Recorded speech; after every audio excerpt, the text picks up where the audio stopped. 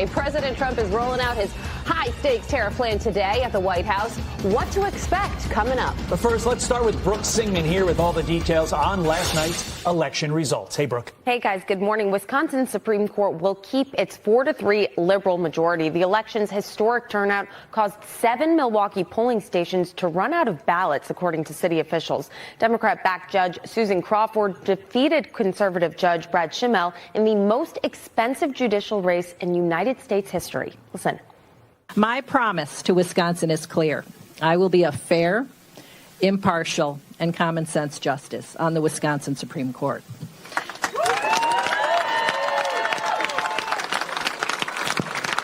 And I want to thank everyone across the state who helped to get us to this point.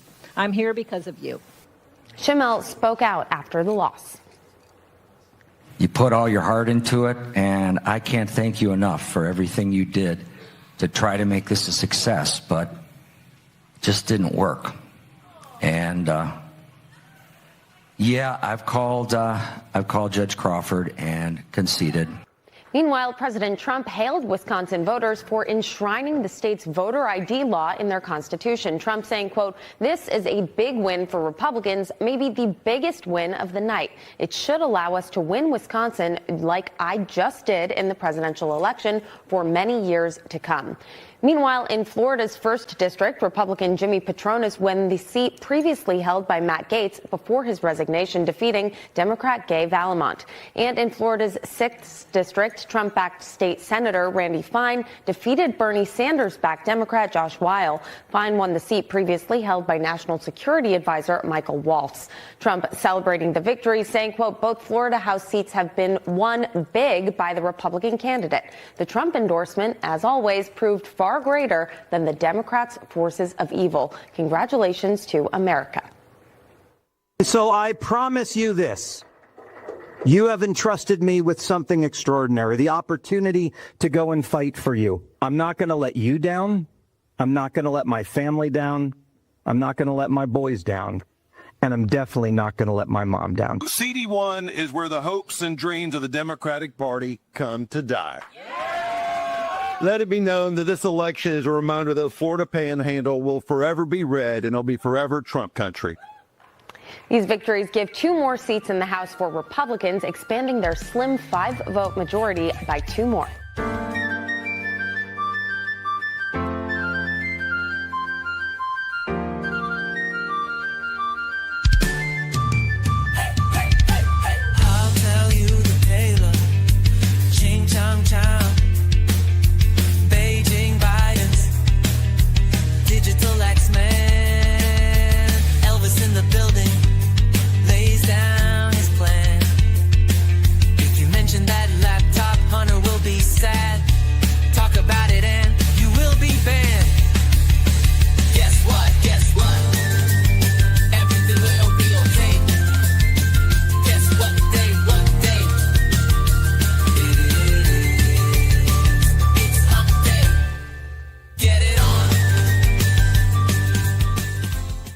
It's hump day. It's hump day, ladies and gentlemen. Lock in. Let's go. We have a rip-roaring show for you. FBI agents will be on the show whistleblowing about the 2020 election fraud that we now have documented. And we will show you the documents today, speaking with Senator Markwayne Mullin as well about this. And HUD Secretary Scott Turner, another Trump administration official, will be on the program today, Wednesday, April 2nd, 2025. FBI agents who censored big tech reveal in leaked documents that they are rigging the 2020 election. They knew exactly what they're doing. And also those same filthy, dirty rat mongoloid agents still work as goblins inside of the bowels of the FBI. We are headed to Washington, D.C. I'll be at the DOJ tomorrow demanding resignations with Steve Bannon. I kid you not. It's going to be fun. We'll tell you all about it. Voter ID passes in Wisconsin and why you should not listen to the doomers. Please, ladies and gentlemen, my name is Benny Johnson, and this is The Benny Show. Go gold in the golden era. Today will be, as always, your front seat to the golden era. We will have a Trump administration official, high-ranking, awesome dude on the program. again, I guess this is probably the best time to preview it, will be at the DOJ tomorrow. We're going to be doing a panel at the DOJ with Steve Bannon, Miranda Devine, and Will Kane. And it's going to be an incredible panel. We're going to be talking about internet censorship, of all things. The point of the show today. This news could not come at a better time. The breaking of this news is so important. So we are locked in for the golden era. Expect a lot of content from us tomorrow. It's going to be a rip-roaring good time. I can't believe I've been to the DOJ like 4 or 5 times and never in handcuffs. At least not in this administration. They tried as hard as they could in the last administration, but here we are, ladies and gentlemen. The point of the golden era is that this is a time for us to reset and recalibrate. Welcome to Liberation Day as well, and we have some very good breaking news on that. Go gold with our friends at Advantage Gold. It's a long way of saying that. You can go gold today by investing in physical gold and silver. A very smart investment, if I do say so myself, as there are ups and downs in the stock market, crypto markets, in every market. Gold keeps chugging right along all the way up to $3,000 per ounce, highest recorded level ever. It ain't stopping. And I don't care what they find at Fort Knox, ladies and gentlemen. Gold is on our way. So, ladies and gentlemen, wealthy investors under 43 do invest in gold. The reason why is because, well, they're looking to build dynastic wealth. You do it with something solid. Interested in learning more? Text Benny to 85545 right now, and they'll send you a free gold investment guide. Plus, you could qualify for $1,000 in free silver, qualifying purchase. Remember, helping secure your financial future starts with making informed decisions today. Text Benny to 85545 right now. Data and message rates apply. Performance may vary. Okay, let's talk about the election results last night. You got to take the good with the bad. You got to face reality. We did everything that we possibly could on this program. We brought on all the candidates.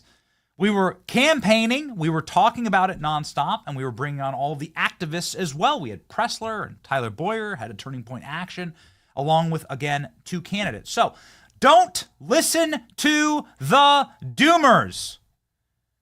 Donald Trump's been in office for a couple weeks. You can count the weeks that Trump's been in office. Weeks. He's had the actual power of the presidency.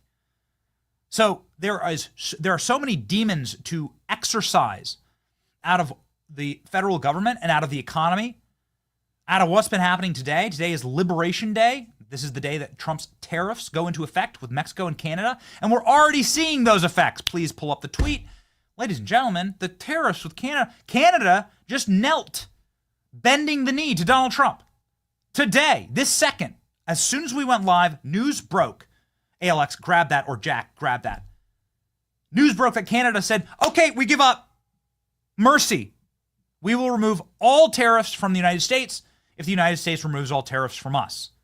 This is obviously massive breaking news. This is what President Trump wanted. Israel just did this. GTFO. I mean, like, how does Israel have tariffs on American goods? But here we go, ladies and gentlemen.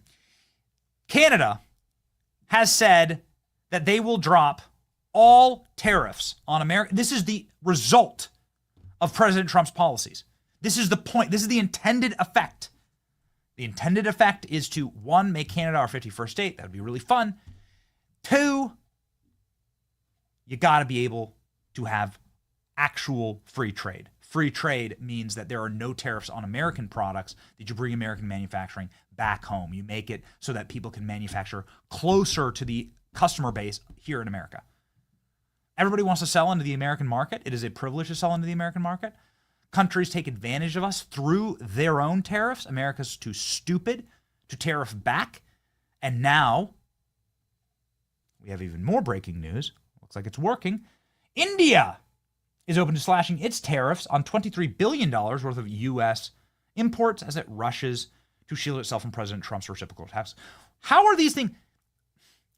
Trump's just getting started. I cannot emphasize it enough. Look at these results. Trump's just getting started. Expect all day today, Mexico will grovel and bend the knee. Mexico will be sprinkling salt on Donald Trump's margarita by the end of the day. Trust me on this. China will do the exact same thing. It'll be a little more complicated with China. Taiwan's doing the same thing. It's working, but you have to give it time. You have to give it like a moment. We're getting results. But these things don't happen with the flip of a button, with the wave of a magic wand, as Obama would say. And so this brings us very nicely to what we are looking at as a landscape for the American electorate right now. So if you look across headlines, you see like a bunch of people cheering and saying the Democrats did so well yesterday. Hold up. No, they actually didn't. There were massive Democrat losses yesterday. And I think that like you need to effectively put in perspective that what we're talking about is the future of the House of Representatives, the future of Congress.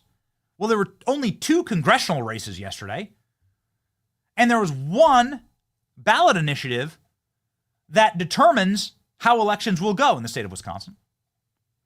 The 2 elections were won in landslides by Republicans. Both of them were on our show, Jimmy Patronis and Randy Fine. So let's lock in and be realistic about this. Both Republicans won in landslides. In Wisconsin, the results, do we have the results? The results of the actual ballot initiative, guys, I need the results, the Get Ballot Initiative in Wisconsin. Go, go, go, go, go. Go, go, go, go. There they are. Right there. There you go. The results of the ballot initiative, look at this. The green is in favor of voter ID. The red is against voter ID. This is the biggest question here in Wisconsin. Guys, please. Okay, thank you. Here you go. Map of Wisconsin. This is the biggest question on the ballot. This is the most important issue in the state. How is the vote counted? How is the vote cast? If you have a muscular voter ID system, then it becomes increasingly and it becomes excruciatingly hard to cheat.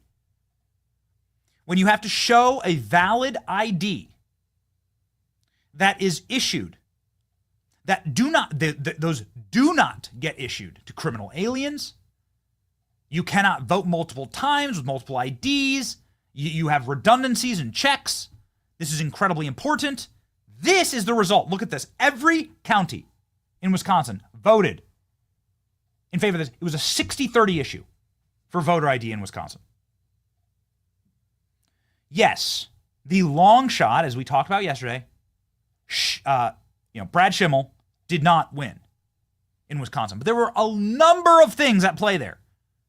Everyone screams about Elon Musk. You know, there's like 5 billionaires that were funding this Susan Crawford. Susan Crawford ended up winning. And I think that this proves 2 or 3 very important points. Get that off. I don't want to see that. Susan Crawford is a product of partisan Democrat political machines. The MAGA machine is just getting rolling. The MAGA machine is something that hasn't been built because Republicans are frauds. Republicans like to steal money from their base. They don't want to win elections. They want to get rich. Think of every state official as like a Ronna McDaniel. Somebody who just wants to fraudulently suck all of the money under themselves and pay themselves obscene fees and never win elections. This is what we're up against in states like Wisconsin. Wisconsin, there's a mafia of like a few handful of families. It's like this in many states that run everything. And it becomes very, very hard to win in those states because they're not used to winning. They're used to losing and making a lot of money by losing. There's no responsibility when you lose and you get rich doing it.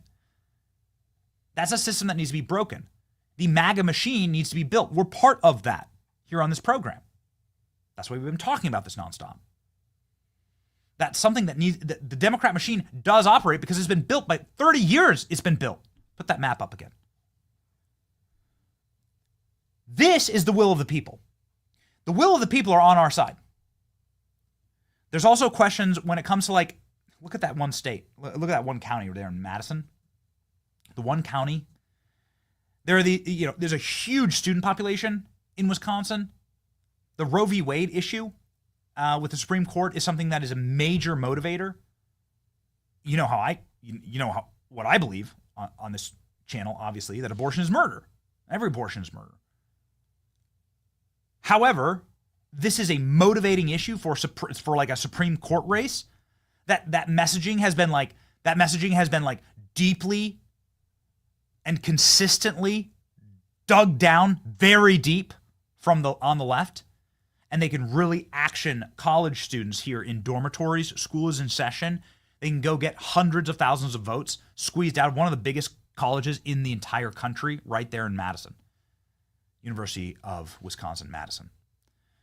And so you can see the landscape for the one loss. There was one loss yesterday. So we won 3. So it was 3-1. We win yesterday. 2 landslide elections for House members, a larger House majority now for Republicans. Then a massive landslide, literally a monstrous landslide here for voter ID in the state of Wisconsin that is now enshrined in its constitution.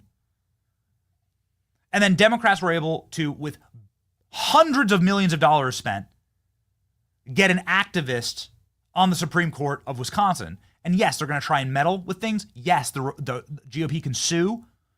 Yes, the Republican Party can fight the Supreme Court on this stuff. You can clearly have these battles. And the Supreme Court of Wisconsin can be overruled by the Supreme Court of the United States. There's a lot of checks and balances there. So I got to tell you, if you're asking, what would you rather have as a result yesterday, this or that? Well, ladies and gentlemen, pretty obvious. I will take this. This is the most important issue, and this shows you where the country actually is. Not a bunch of feminist libs screeching and screaming, voting in Madison for abortion, which is what the Supreme Court race was all about, and Donald Trump building his machine. Also, it's just a matter of fact there was fraud in Wisconsin, period. There's plenty of images that make no sense. They're all over your timeline if you open up X. Plenty of images that make absolutely no sense in how they counted the votes in Wisconsin. There's an abundance of fraud that happened in the state. And also, there's a bunch of blue collar and working class people and also independents and swing voters, Democrats, who voted for Trump in 2024, but when Trump's not on the ballot, they don't vote for Republicans. That's just a reality, and it's something that we're going to have to work on. So there you go. I will tell you, a big question that I have is, where's the RNC? A big question that I have is, where were other Republicans? Where were other creators even talking about this? Why does it feel like we're alone talking about this race? It was us, Scott Presler, the quartering, Charlie Kirk, but then there's this massive class of GOP influencers, GOP donors, billionaires, and really smart campaign people. They didn't say a peep about this race. Nothing. Until Republicans start getting serious about this kind of stuff, this is why we lose. But I'm telling you, check out this clip from CNN. This is such an important clip. Ask yourself, which boat would you rather be in right now? Democrats in Congress, according to CNN's own polling, have a 21% approval rating. 21% approval rating. Republicans won yesterday in a landslide, and we won the most important ballot initiative in the country that will be replicated in every state across the country. Ask yourself, who's actually in control? Check this out. Holy Toledo. Voters' views of the Democrats in Congress among all voters disapprove 68%. And look at the approved number, just 21%, even lower than the Democratic Party at large. This is the lowest on record for Democrats, according to Quinnipiac University polling. You think these numbers are bad? Let's go to this side of the screen. We'll look how Democratic voters feel. Get this. The plurality of Democratic voters disapprove of Democrats in Congress at 49%, and just 40% approve. Horrible, horrible, horrible. Oh, my goodness gracious, you just can't get worse than these numbers. Oh, Democrats they're gonna win back the House. We have so much time. Trump's been in office. Count the number of weeks Trump's been in office. Count them. We have so much time with a roaring, booming economy, with arrests, with the destruction of Act Blue, with putting the fraudsters in prison, with the pursuit of voter fraud, something that I'm going to ask about tomorrow at the DOJ. Yo, we are in control. So don't listen to the doomers, man. I've had about enough. I've had a belly full of the doomers. All right, moving on over to the 2020 election. Well. You might recall that during the 2020 election, the largest political bombshell since Watergate dropped directly in Joe Biden's lap.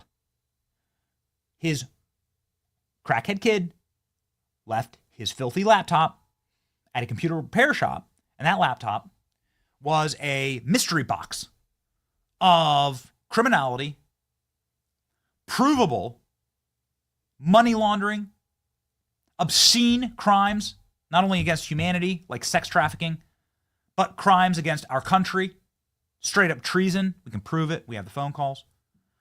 That laptop was the smoking gun to the Biden crime family's receipts of crimes, and they were laid out in a row, alphabetized on the laptop. I mean, it's incredible. Go through the Marco Polo book on Hunter Biden laptop. We got a copy actually in the other room. Marco Polo, awesome organization. They went through and detailed 475 felonies on that laptop. This is the end of any chance of Joe Biden running for office. He would have to drop out. If that laptop was actually pursued journalistically, and if people went through and actually started reporting on it, one, they'd all be in prison.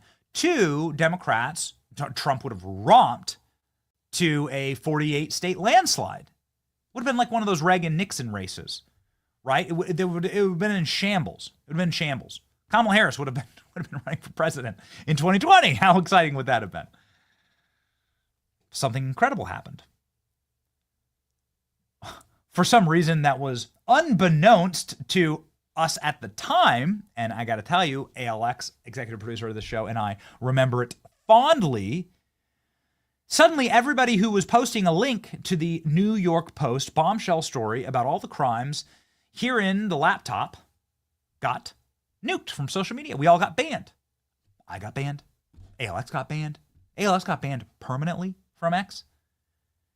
The entire laptop story was totally shadow banned from Facebook. When you go on Facebook, you try and post a link, they won't let you. Couldn't talk about it on YouTube. Couldn't talk about it on any social media. Like, why? This is a really big story. Well, because 51 Intel experts decided to collude together with Anthony Blinken, became the Secretary of State for Joe Biden, Joe Biden's hatchet man. Anthony Blinken got all these guys together, all these CIA spooks and spies, to say that the laptop had all the hallmarks of Russian disinformation. It's famous now. But let me show you. You don't need me to retell you history. Let me show you how effective it was. President Trump tried to bring this up at a debate. President Trump tried to say, yo, listen, there's this laptop, filthy, and it's filled with all of your crimes, briberies, and treasons against America. And that's what it is. I don't even care about the Hunter Biden like pornos that he shot on that thing. I don't care about the drug use. I mean, sure, he's a filthy, dirty drug addict. He should be in prison, of course, for the rest of his life. I hope he still goes to prison. I care about Joe Biden's crimes, the larger crimes of selling out of the country. And Trump brings it up. And check out what happens in the 2020 debate. Very quickly. There are 50 former national intelligence folks who said that what he's accusing me of is a Russian plan. They have said that this has all the 5 former heads of the CIA, both parties, say what he's saying is a bunch of garbage. Nobody believes it except his and his good friend Rudy Giuliani. ALX, where's the email? Where's the email from Blinken? Because there's an email from Blinken saying the reason why we're doing this letter is to give Joe Biden a talking point during the debate. They did the talking point. They did the letter in order for Joe Biden to deliver that line right there. And that was enough, plus the censorship, to shut the story down. Because at that time, everybody was so scared that they were parroting Russian disinformation that everyone just shut the F up about it. Check out Chris Wallace. Mealy mouthed, crawls on his belly, rodent, true like cockroach, this guy. He had a show on Fox News. I mean, can you believe this guy? He's one of Joe Biden's butt buddies. He's one of his best friends. They go on vacations together, and he was allowed to moderate a debate. And look what he did to Trump. Watch. Mayor of Moscow's wife gave your son $3.5 million. What did he do to deserve it? What did he do with Burisma to deserve $183,000? None of that is true. Let him answer. None of that is true. Oh, really? He didn't get No, $3.5 million? Mr. President, It's Mr. totally- President, please. Totally ask a question. discredited. Totally discredited. And by the way, Well, wait, he let's didn't get talk- $3.5 million, Joe? Mr. Vice, He got Mr. $3.5 million. President, that is not true. Oh, really? Mr. Oh. President, But, it's an open discussion, please. Now, It's a fact. Well, There's- it you is have not a raised an fact. issue. Let the It's been Vice totally President answer. discredited. Did There was a Burisma pay him report. $183,000 a month with no experience in energy? Mr. Look, President, my son did nothing wrong at Burisma. I think he and did. Mr. the only guy President, that let did him some- answer. He doesn't want to let me answer because he knows I have the truth. His position has been totally, thoroughly discredited. By who? And The media? By everybody. Well, by the media, by our because they refuse to allies, talk by the about it World because they're Bank, embarrassed.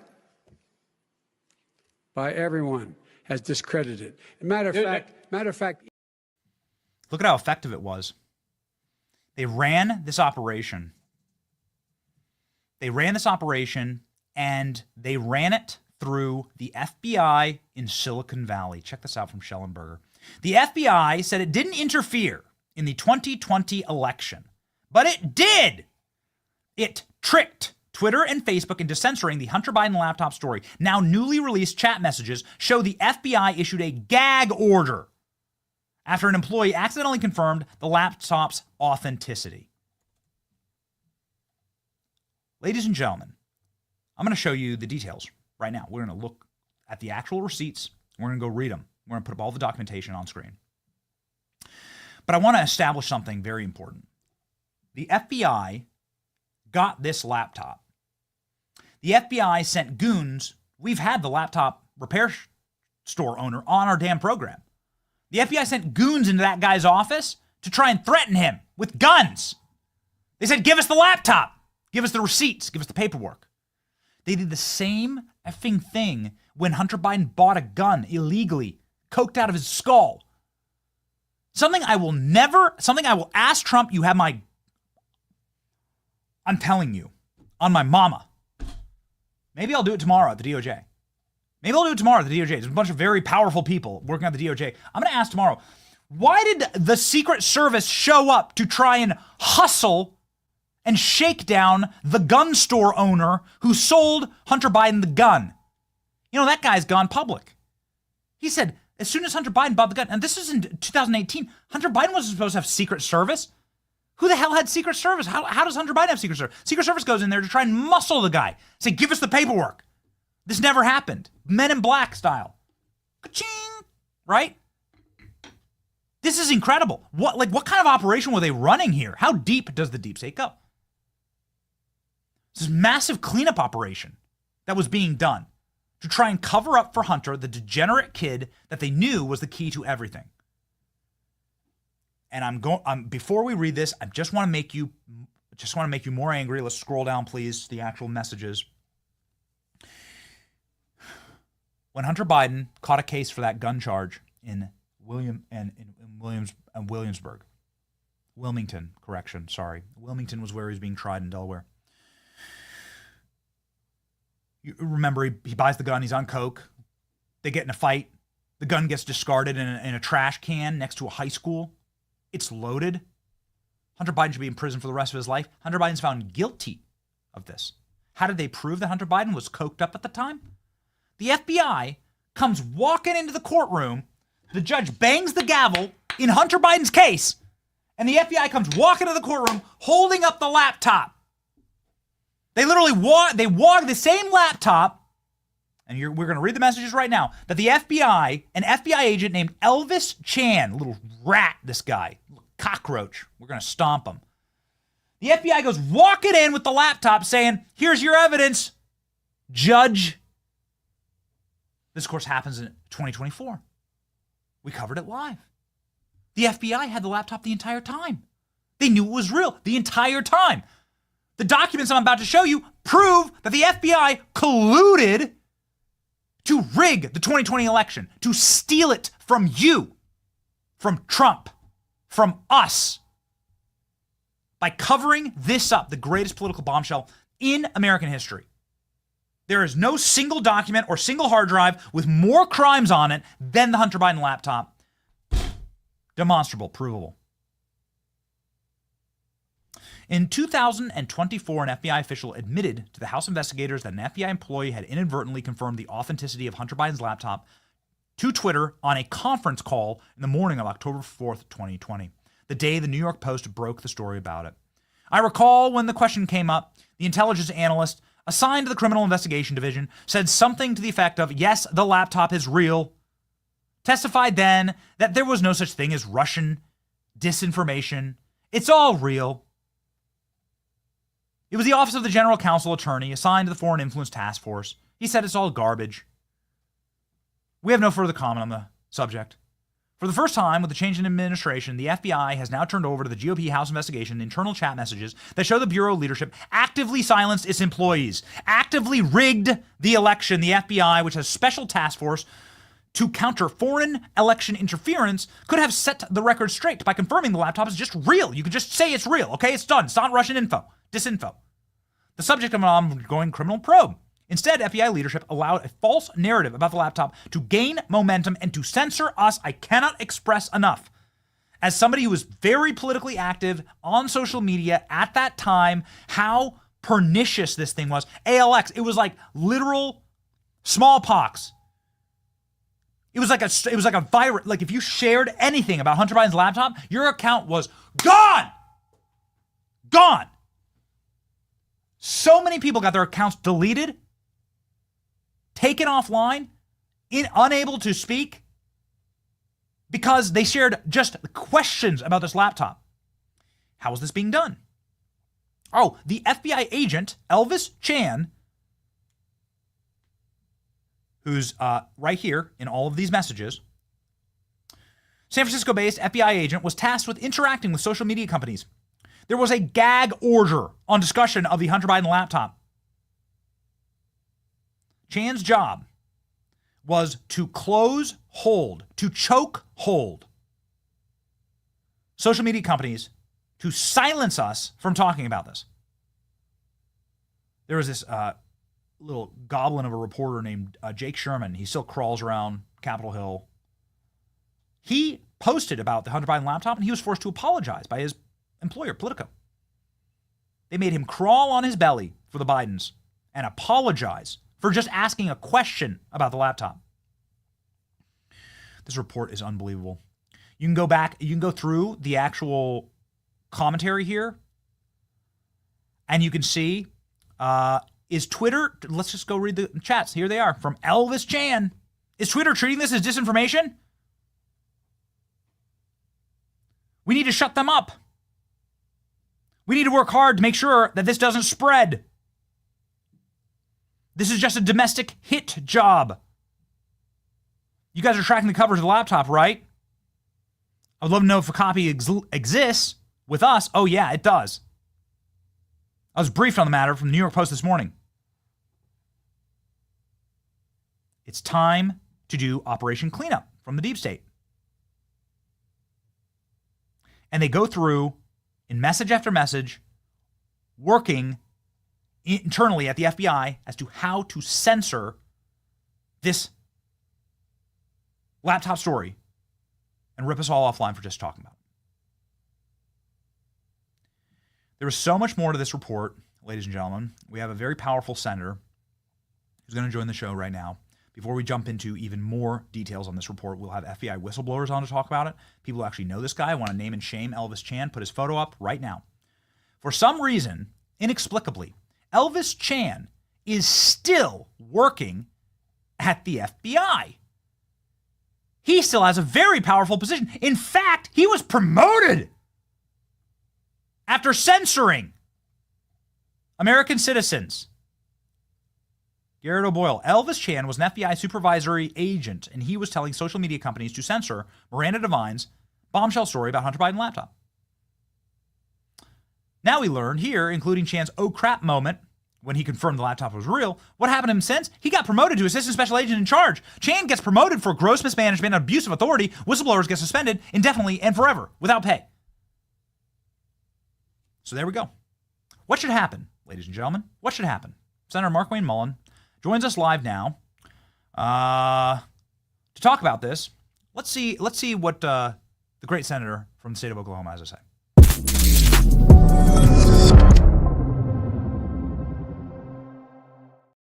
Where I come from, Senator, they call this having a bee in your bonnet. I'm pissed off about this. I'm angry about it because members of my team, excellent members of my team who you've met, my executive producer, ALX, was deleted from the internet because he dared talk about the Hunter Biden laptop, among other things, sharing memes and so on. And I have no doubt that Elvis Chan, ALX, let me know if you have direct evidence of this. I have no doubt that this Elvis Chan assisted in that operation to try and kill my company, to try and kill conservative creators, to eliminate us from being able to do the work that we do every single day. And so this really pisses me off. Why is this guy still working for the FBI? You know, I think it's actually probably better he does work for the FBI. Now, listen, hear me out on this one. Because he's still there, he can still be investigated. That means that Kash Patel, who I'll be visiting with later today, in fact, around, well, I won't tell you when, but this afternoon, him and I are meeting. And in this conversation, I'm sure will be brought up. But as long as he's there, Kash can still go and talk to him openly about these cases. Because if he was gone, we would have to bring him back into a subpoena of a court, which could get tricky because remember, that would have to probably go through a DC court. And we also know those don't actually line up with the Republican agenda here. We can talk about how many injunctions they put against President Trump versus Biden and Obama combined. So it's actually, Benny, I think it's probably better that he's still there so we can talk to him. Plus, Kash will make him comply with the subpoena that he completely ignored. Remember, he ignored the subpoena underneath the Biden administration. Now that he's underneath the Trump administration, and the director is not Director Wray, but it's Director Patel, he'll probably have to comply with that subpoena and come to Congress. So it could work out in our favor. So we have everybody turning on this practice. I mean, Mark Zuckerberg went on Joe Rogan for like 2 hours talking about how abusive the Biden administration was in censoring your constituents, in censoring any capacity for us to have an alternative media in this country. He said it was something out of 1984. And obviously they've reversed a lot of these policies, but there needs to be a little bit of muscle here. Like the people who did this to us and tried to kill independent media in the cradle, they're real, like true enemies of the First Amendment and the core of what kind of makes this country work. What is the Senate, how seriously is this being taken inside of the Senate? The Schellenberger report. Yeah, so it's taken really serious because this is part of the deep state that we're trying to weed out. We have once in a generation opportunity here to actually change the back doors of the government, the ones that have been working for political party and not the American people. Now, what's funny is the Democrats who control this, they're the ones that's complaining that we're trying to get rid of all these people so we can control the government. We're just trying to get the government to work for the people again. And you've got to clean out these back offices. And these back offices are people just like this gentleman to which you're talking about. And it's a very serious ordeal because we feel like we have 18 months to get this done. We're not guaranteed to win the election in the midterm. In fact, historically, it's going to be difficult, but we feel like if we deliver on the promises that President Trump made to the American people, that we'll succeed in that. At the same time, it's not a guarantee. So we are working tirelessly underneath the leadership of Leader Thune, which, a lot of people questioned him, like they were calling him Mitch 2.0. I think he's proven himself completely different at this point. He is running the Democrats ragged right now. He's got them extremely scared, and these investigations are continuously. And even though you're not hearing about it, a lot of times they're happening down in SCIFs because a lot of this stuff is classified information. This is public information, but actually how they got the information, why they got the information, what was the trade craft they used for it, who was their boss, who was actually saying it. A lot of this stuff has been redacted from open reports. It has been in closed files, which you have to be read in to get into. And so the Biden administration did a lot to cover the tracks up, but we're we're having to find it and go through it. And we're working closely with the White House. We're working with Kash Patel. We're working with Tulsi Gabbard. We're working with Leader Thune. We're working with Speaker Johnson. We're all working on this, not just this one, but there's probably a dozen more just like this. Wow. Very interesting. What subject matter? A lot of it has to do with cover up. A lot of it has to do with the election. I'm not going to get down that road of election, but what was actually covered up during the election. So when you start talking about the censorship, for instance, you brought up Mark Zuckerberg, so I'll bring up Mark Zuckerberg. When that guy started getting to jiu-jitsu, he changed, not just physically, but the guy changed mentally too. And I probably talked to him several times a month. And right after the election, he says, I'm glad to finally be able to get back to our base, to get back to do what we're doing. And I just kind of sent a question mark. He says, you don't understand the handcuffs. I'm paraphrasing here, the handcuffs that the Democrat Party put on us. Okay, well, that opens up a whole can of worms, right? Because that's freedom of speech at that time. And if these guys are actually working under the rule, which we consider that we refer to as the town square, to wherever they can be held harmless for what's posted on their site, because that's the town square rule. You know what I'm talking about? And if that's the case, then who was telling them to be censored? Who was telling them to pull this stuff down? Was it coming directly out of the White House? Was it coming from the FBI? Was it coming from the DOJ? What threats were being made? So every time you pull a string here, that string opens up a little bit more and you find another door you got to walk through and another string you got to pull. It's very interesting. And I'm not this conspiracy person, but we are working really, really hard to uncover it so we can get these people out of the government that forgot their core job. And that's for the people, by the people. So you ask, like, who was actually doing the censorship of Meta? Well, here you go. Here's the document, Senator. Here's Elvis Chan back at it, talking about how Facebook could potentially get legal cover from the government as long as they censored conservatives. But keep in mind, Elvis Chan was just a FBI agent. Zero chance he can do that on himself. Remember, the FBI, for your listeners, the FBI isn't a standalone department. It is under the DOJ. So does this go all the way to Garland? Who inside the DOJ? Because the agent can just say, pull it down. The threats to pull it down. What did DOJ say to these platforms to get them to pull this down? It wasn't just because they were working with them because they had the same blood type or they believed on the same, socialist agenda that the Democrat Party was moving towards. What was the threat? Because I got to believe there was a threat here. What was that and who ordered it? It seems like an obvious civil rights violation. You think? Like the federal government can't. I mean, it seems like something that could be prosecutable via the Civil Rights Division. I'm going to meet with them tomorrow, actually. Yeah. We'll be at the DOJ tomorrow. It seems like something that's easily prosecutable because this is the federal government with all of the weight, power, money, guns, pointing a proverbial, maybe a literal gun at the heads of these companies to censor Americans, which is a direct violation, of course, of our civil liberties, of our constitutional liberties. Right? Wouldn't that be like fertile ground? It could be, but what you don't want is an scapegoat. So you don't want Elvis to be the scapegoat. Right now, Elvis is probably the scapegoat, but there was zero chance Elvis was making this call himself. Now, mind you, it's the FBI. They're kind of used to doing things that they cover the tracks on, right? There's a tradecraft that goes along with it. And that's why I say it's probably good that Elvis is still part of the FBI because we can bring him in and start saying, who told you? Now, who's his boss? Who told his boss?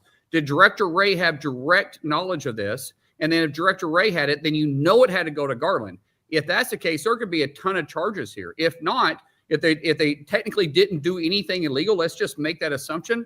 If not, there could be a lot more people let go, not just in the FBI, but now you're talking about the DOJ. We don't want to stop with the front guy. That's never the front guy that makes the decision. It's the front guy that's being told what to do. There's people in other offices that are the front guy. That's very interesting. Okay, so we've covered so it looks like the investigation here is moving forward and you're getting the documents and we're actually able to show you documents of the FBI rigging the 2020 election on the show. And I'm very thankful for that. What you have stuff is that was public, kind of public record. That doesn't show anything. We've got to cover everything else that is very difficult to find. The Biden administration, even though you had an absent-minded president, they did everything they could to cover their tracks. They started covering their tracks in July. They saw the writing in the wall on the wall in July. And so it's not like we surprised them and just won the election in November. They had a lot of time to be prepared. When they realized they didn't have anybody else to step in that could win the election, and they had to revert to Kamala Harris, who had worse numbers of Joe Biden, they knew they were in serious trouble at the time. So, Senator, are you saying that there was destruction, wanton destruction of evidence? I don't know if it was or not. We haven't found it. We're just trying to find it out. That's what we're trying to go towards. We don't know. Maybe that when you get to that level, are they really sending out a text message? Are they really putting it in writing? Are they calling from a government phone? Probably not. So this is the kind of stuff that you got to find, and it's not as easy as what you think. These are professionals that understood how to cover their tracks. It's their trade craft. It's what they do. It's how they stay alive. It's how we infiltrate our enemies and be able to have spies put inside places. It's not, we are the best in the world at it. Well, we look forward to your investigation and the results of that. We do our very best on this channel, Senator, to try and talk about realistic timelines here. Yeah. And I could tell you realistic timelines. I'm telling you what our timeline is. We know we have 18 months. Yeah. Okay. And so we're working really, really, really hard at it. And of course, Benny, with you being out there on it all the time, you were very outspoken about this from the beginning, right? Sometimes it could cost you somewhat your career, right? Well, yeah, they damn well did. Yeah, that's exactly right. I had to move out of DC for it. Yeah. Right. Yeah. And so you have, I know this is personal to you, and all of us want it to work swiftly and fast. I'm just telling you, it's not that easy, but we want to do it too. We don't want to have a repeat. We don't want to deal with this. We don't want President Trump to leave office in 3.5 years. And then they continue to go after him because they're biased at it, which we know it will happen. Their hatred towards him is only growing. It's not subsiding. Even though he won the popular voting, he swept swing states, even though he won the electoral vote by margins that we haven't seen in a very long time. The American people spoke loudly. The Democrats have not gave up. I mean, I literally just came from the House floor presiding, and I had to hear Chuck Schumer for 15 or 20 minutes spew lie after lie after lie after lie over what President Trump and Doge and the Republican Party is doing. They are doubling down on their hatred. And so we have to get rid of this, because if we don't, what's going to happen in 18 months? They're going to try to impeach President Trump. God forbid we lose control of the chambers. They're going to try to impeach President Trump. And we're going to fight this problem. He's going to leave office, and they're going to see it all over again. So we know, the White House knows, the Republican Party knows, we have to get rid of these individuals that's leading it on the outside as fast as possible.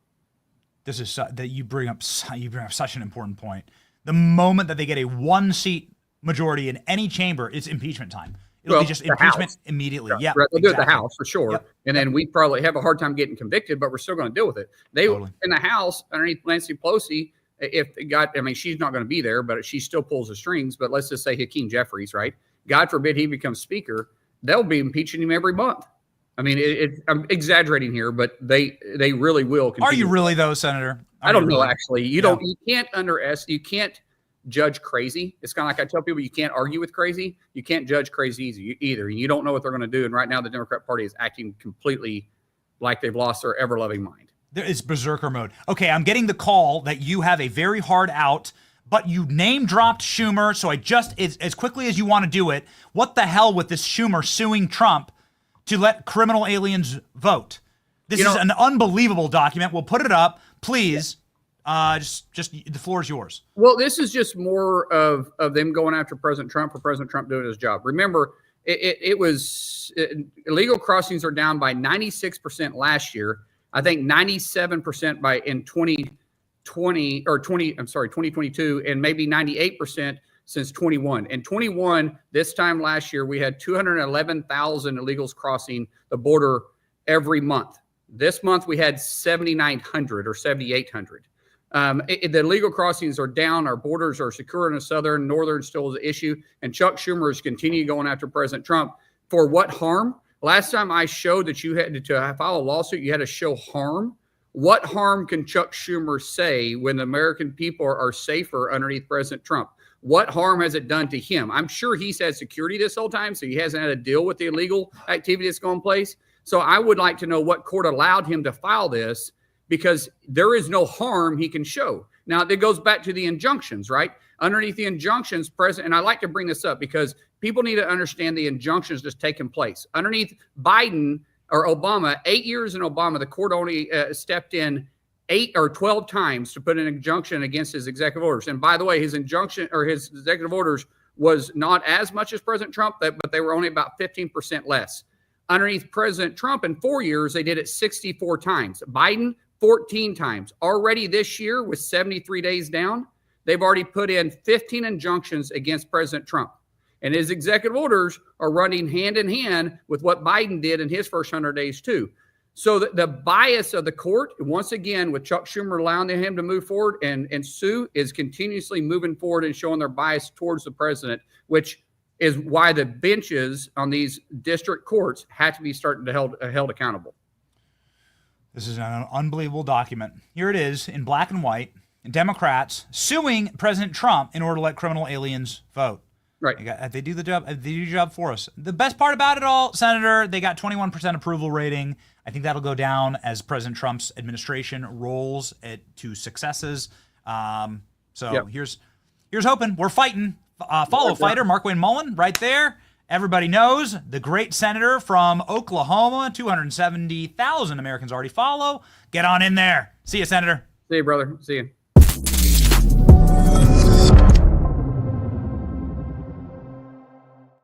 Stressful time, ladies and gentlemen. We want to make sure that we stay healthy. We want to make sure that we stay fit. I got 2 boys. I want to be able to kick their butts, right? As I get older, as they get older, right? That's the point of being a father, right? Extend the event horizon to which your sons can kick your ass. So I'm working out. I'm also doing sauna, and the way that I'm doing sauna, because we really don't have that big of a house, I don't have any, you don't have any room for that kind of thing, is Bond Charge. Bond Charge infrared sauna blanket. It's awesome, man. It's awesome. They ship me one. It's a face, but they also have a wrap, and it's incredible for like rehab, for healing, and for just feeling great, to be quite honest with you. Has all of the effects of a traditional sauna. The heat is direct rather than the air around you. You get the same benefits, but at a lower heat, and the infrared heat helps release endorphins, leaves you feeling euphoric, and good, and young, and sharp, and able to fight. After using the infrared sauna blanket Bond Charge sent me, I do absolutely feel much better, especially after a workout or at the end of the night just to relax. Bond Charge ships worldwide.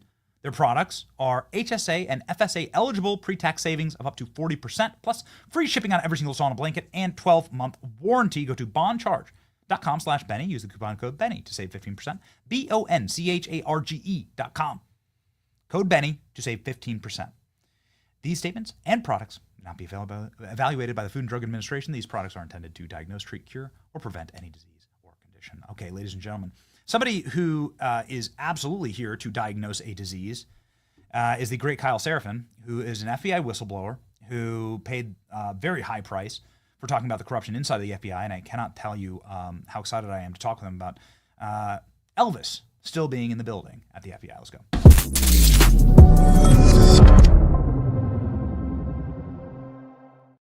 Kyle Seraphin, I am sorry for the corny Elvis joke being in the building. That was a good segue, actually. I thought that was great. I've been trying, man. I didn't want to pull it with the senator, right? He's a very serious man. So I was like, you know what? He's a serious man, but he's from Oklahoma. And did you hear what he just dropped on you? An scapegoat? That's not a thing. It's scapegoat. But in Oklahoma, they got special phrases and they say things in different ways that I went to school in Oklahoma. So I have a lot of love. I'm a Sooner. I graduated from there. I'm going to drop this on you, and I'll send it over to the senator as well. When I was there, I had a boss while I was working at a computer company who kept saying things were cross-eyed bears. he would just go, I'd say I had a problem, and he'd go, "Oh man, that's a cross-eyed bear," and I'd be like, "Oh, okay, yeah, it's a cross-eyed bear."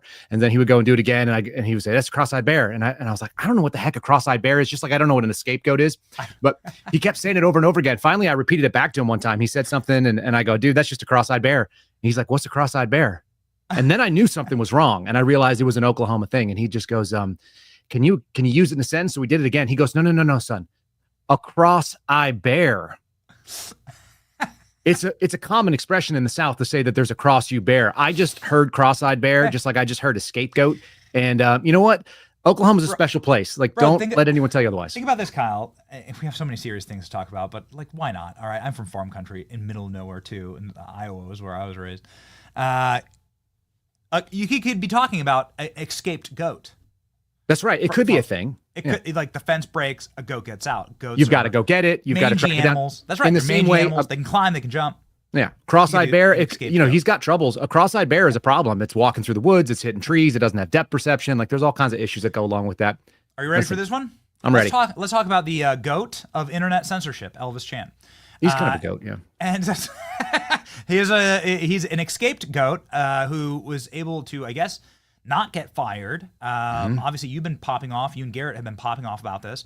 I don't know if you know Elvis Chan or if you've ever worked with him. And the senator did get a fact incorrect. He said that he was just like a low-level FBI. No, he was a special agent in charge, to my understanding. He was an ASAC, actually. And he got promoted. And so I want to dive into this with you, but I wanted to just like start off the top and say, when your time at the Bureau, like, were you aware of any like open internet censorship that was going on?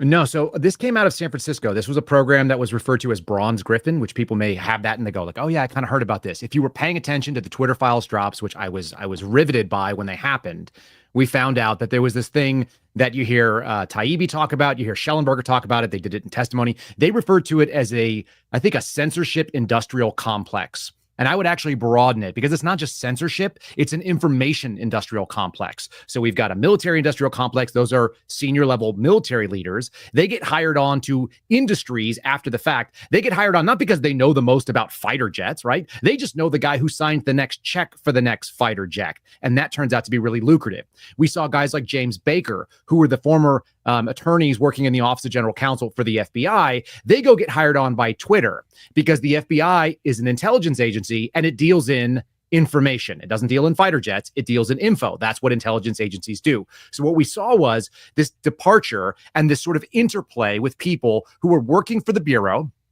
in the intelligence sphere and then going to the place where intelligence lives in the private sector, and that is Google or Meta or any of the other sort of major tech companies, and Twitter was one of them at the time, now X.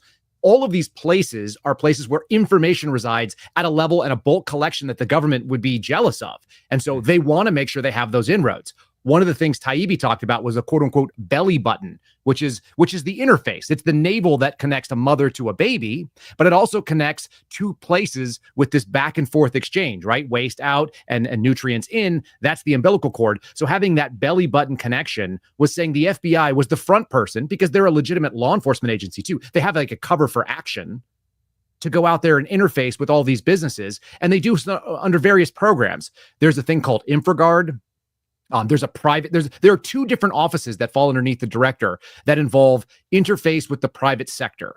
And those are basically two things. They allow the FBI to maintain legitimacy and kind of leverage. We saw kind of a carrot and stick situation. Like, we'd really like you to do this. And then the alternative is, if you don't, there's going to be this penalty regulation coming in from Congress. Mark Warner was famous for saying these things. They were like kind of holding it over the head of big tech. And regulation equals expense. So they don't want that. And then the second piece of it was they were like, also, we'd like to get our people into jobs after the fact. So let's just go ahead and send them out there. Let's put these people into positions so they're going to be empathetic. Can I drop something that's not currently public with you right now? I found it. Please. The stuff you were showing earlier. This is the Catherine Herridge, and this is Schellenberger's documents. They were showing those text messages. If you guys want to throw them on the screen, you can. Please. A lot of it was redacted, right? And one of the things that they showed a redaction of, if you'll scroll over, it says OGC AGC. That is the Office of General Counsel, Assistant General Counsel. Yep, right there at the top. Now, in this case, and there's multiple instances of it in the various different slides that they had. And the fun thing about that is that person was a very specific person working under national security. That person's name is Matt Perry. I asked somebody in the Office of General Counsel about it and said, can you give me a historical on the timeline there and what this guy was doing? And he went from Washington, D.C., where he spent most of his career, and now he lives, you're going to be shocked to hear, in San Francisco, where Elvis Chan cut his teeth as the ASAC, the Assistant Special Agent in Charge, working Bronze Griffin, working with the tech agencies, and he works for Microsoft now, which is the exact same protocol that we saw James Baker do. This pipeline of FBI attorneys directly over to working for big tech companies, it's undefeated. It's Mike Benz's blob. It is the thing that continues to go on. It's intelligence that exists both in private and in public sector, and they work together for the same ends, which are antithetical to liberty. So the guy who was responsible for rigging the 2020 election, or at the very least was excited to do so by censoring conservatives, trying to destroy our site, trying to destroy our show, trying to destroy the young creators on our team who've worked with me for a decade or more, those guys got rewarded. Yeah. That's how it always works. They get to retire with a pension. They get to go over there and take a new job that pays them a bunch more money for services rendered. And thanks you for being part of the team. And also, by the way, their names are never made public. They're redacted by the FBI. Why? That guy's not an FBI employee. He was an attorney. He didn't work like super sensitive cartel operations. I've got buddies that have gone and put cartel members in jail and get credible threats by people who actually cut off heads that they say, hey, these people are going to come after you. You've disrupted this prison gang and they've put bodies in the ground. And what do? Do we move them and redact their name from all the public documents? No, we just give them a little bit more security for a little while. Sometimes the FBI pays for cameras or something. It's just not that much, because there's a risk that you assume when you decide to go and raise your hand and swear allegiance to the Constitution and say you're going to do an honest job. And by the way, that guy's not a law enforcement officer, and he never was. He never swore the same kind of oath. He didn't carry a badge and a gun. So this is the problem with putting non-FBI agents into places. And Elvis Chan is another example of someone who is an FBI agent, but he's an intel guy. And so what he does is his allegiance is to information and intelligence, not to criminal investigations or legal criminal process. So look at this clown, that grin on his face and that inexplicable hairline. And he's what kind of belt do you think he holds in BJJ, if you were going to guess? Above my pay grade. Elvis Chan on securing the 2020 election.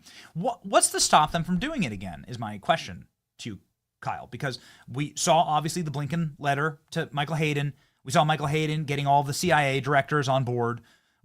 We've seen the emails now. We've seen how the op worked. We've seen the dirt, the muscle come through and the threatenings and the deplatformings.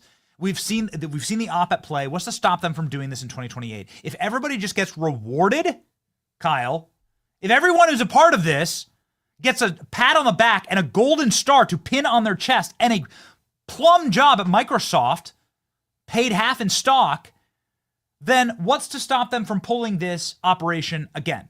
The short answer is nothing, shy of an FBI that goes out there and gets some transparency and gets some accountability. And those are the things we talked about the last time you and I spoke. They need to be done. The senator said the same thing. There is an advantage of having them working for the Bureau. You can actually compel testimony. You do what's called a Kalkine's warning. This is a very specific procedure for federal employees. You can get dragged into an internal investigation, and they have two options. They can give you a Garrity warning, which means you don't have to incriminate yourself and you don't really have to talk to us, like what you're saying is voluntary. Or they can give you a Kalkine's warning, which says, we're not going to hold you criminally liable, but we might take your job if you violated the terms of your employment, but we do need you to answer this, or it will be insubordination and you will be removed. And so you do have some tools that you could leverage. Was Elvis Chan the only guy running this op? Was he the highest level? Probably not. But I do know that he was out there talking to CEOs. He was the front man of it. And he wasn't a low-level person. He was a GS-15, which maxes out the government scale. He's a second-line supervisor and answerable only to the special agent in charge, which he's now been promoted to, from what I hear. So at the end of the day, he was a senior person in the FBI, no question about that. Those people are referred to as executives and front office and a bunch of other nonsense. So they have a lot of ability to operate with a wide latitude. So he's not nobody, okay, under any circumstances. And I had people that were on conference calls. Here's the fun thing. They have evidence of this at the FBI. If they were so inclined, guys like Kash Patel, people like Dan Bongino sitting in there right now, who've talked about some of this corruption, who know these stories inside and out because they've been covering them the same way you and I have, they can walk out there and do something about this. There are videos that were shown around the country to various members of the FBI. And you know how government works. If they put it on video, they also recorded it. It goes into the archive. They don't ever lose any of this stuff. Storage is cheap. And they were broadcast with Elvis Chan specifically. I know he was talking to the CEO of Reddit, whose name I don't know off the top of my head, but was talking to the CEO of Reddit. This is in a post laptop era, but Biden administration. This is when FBI whistleblowers were starting to come forward to weaponization. And I had a whistleblower come to me and say, listen, here's the problem. He stood in front of an entire audience locally and then also across the country, which was videotaped. And it was like available through the secure net. And he said, kind of a wink and a nod, like, we can't enforce your terms of service, but we certainly could call people out. And if you wanted to block people, ban people, censor people because they violated your terms of service after we use the investigative resources of the FBI, the American federal government's going to lean on a private company and tell you who violated your terms of service. You know, you could always get rid of them. And it was a wink and a nod, and everybody kind of chuckled and said, yeah, that's what we can do. And that's what they actually did. That's what the Twitter files proved. That's what people on your team and others have actually experienced. This is not like not a victimless crime. This is something that cost people their livelihood. There was a lot of money. And of course, an election was in play, which they're claiming, it was the only thing. There were a lot of things at play during that time, but an FBI weighing in on any side, weren't they accused of rigging something that happened with Hillary Clinton as well? They were all like, everybody was up in arms about it. I just think they thought it was going to go the other way when they sort of like let her go with it. Dropping that quote unquote bombshell by saying they weren't going to prosecute her was a big deal. It could have gone just as likely the other way, where Americans were like, well, the FBI said that she's good, so she can be president. Okay, so quickly, this gets to my point. Like, they did it with Hillary Clinton, and nobody suffered any consequences. Mm-hmm. Nobody went to prison, right? Some people lost their jobs. Maybe they like it better outside. I don't know. But like, it didn't matter. They all got CNN gigs. They all got MSNBC gigs. No one suffered. And so why not run it again? And they ran the exact same op with just different shades in 2020. Mm-hmm. So what should happen, Kyle? Like, if you were in charge of this, what would you advise? Like, what should happen to ensure that it doesn't happen again? I don't have to do this show in 2028, brother. Well, we're probably going to do it. Let's be real, because that's just the nature of the status quo is basically undefeated in this country right now. But let's say what's good for the goose is good for the gander. Let's say mutually assured destruction was a pretty good situation, and it worked pretty well in the 80s. We never went to nuclear war with Russia. We never went to, with the USSR.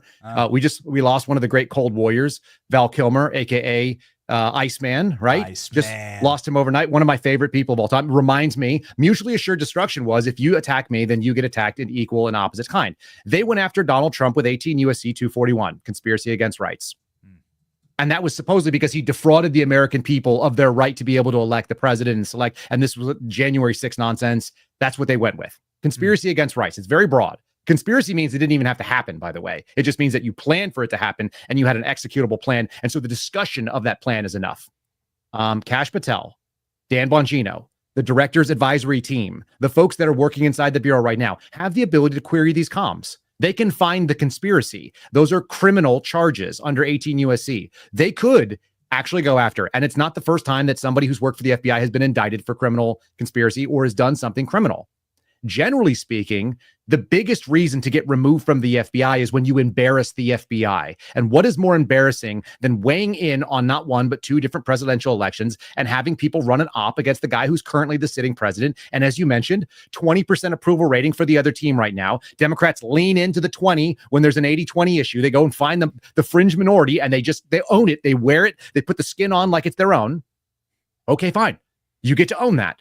Let's go ahead and prosecute some people that have done some things wrong. And then you can get all the people that were crying about defund the police and saying that the cops are the bad guys. Okay, sure. There are some people that are bad.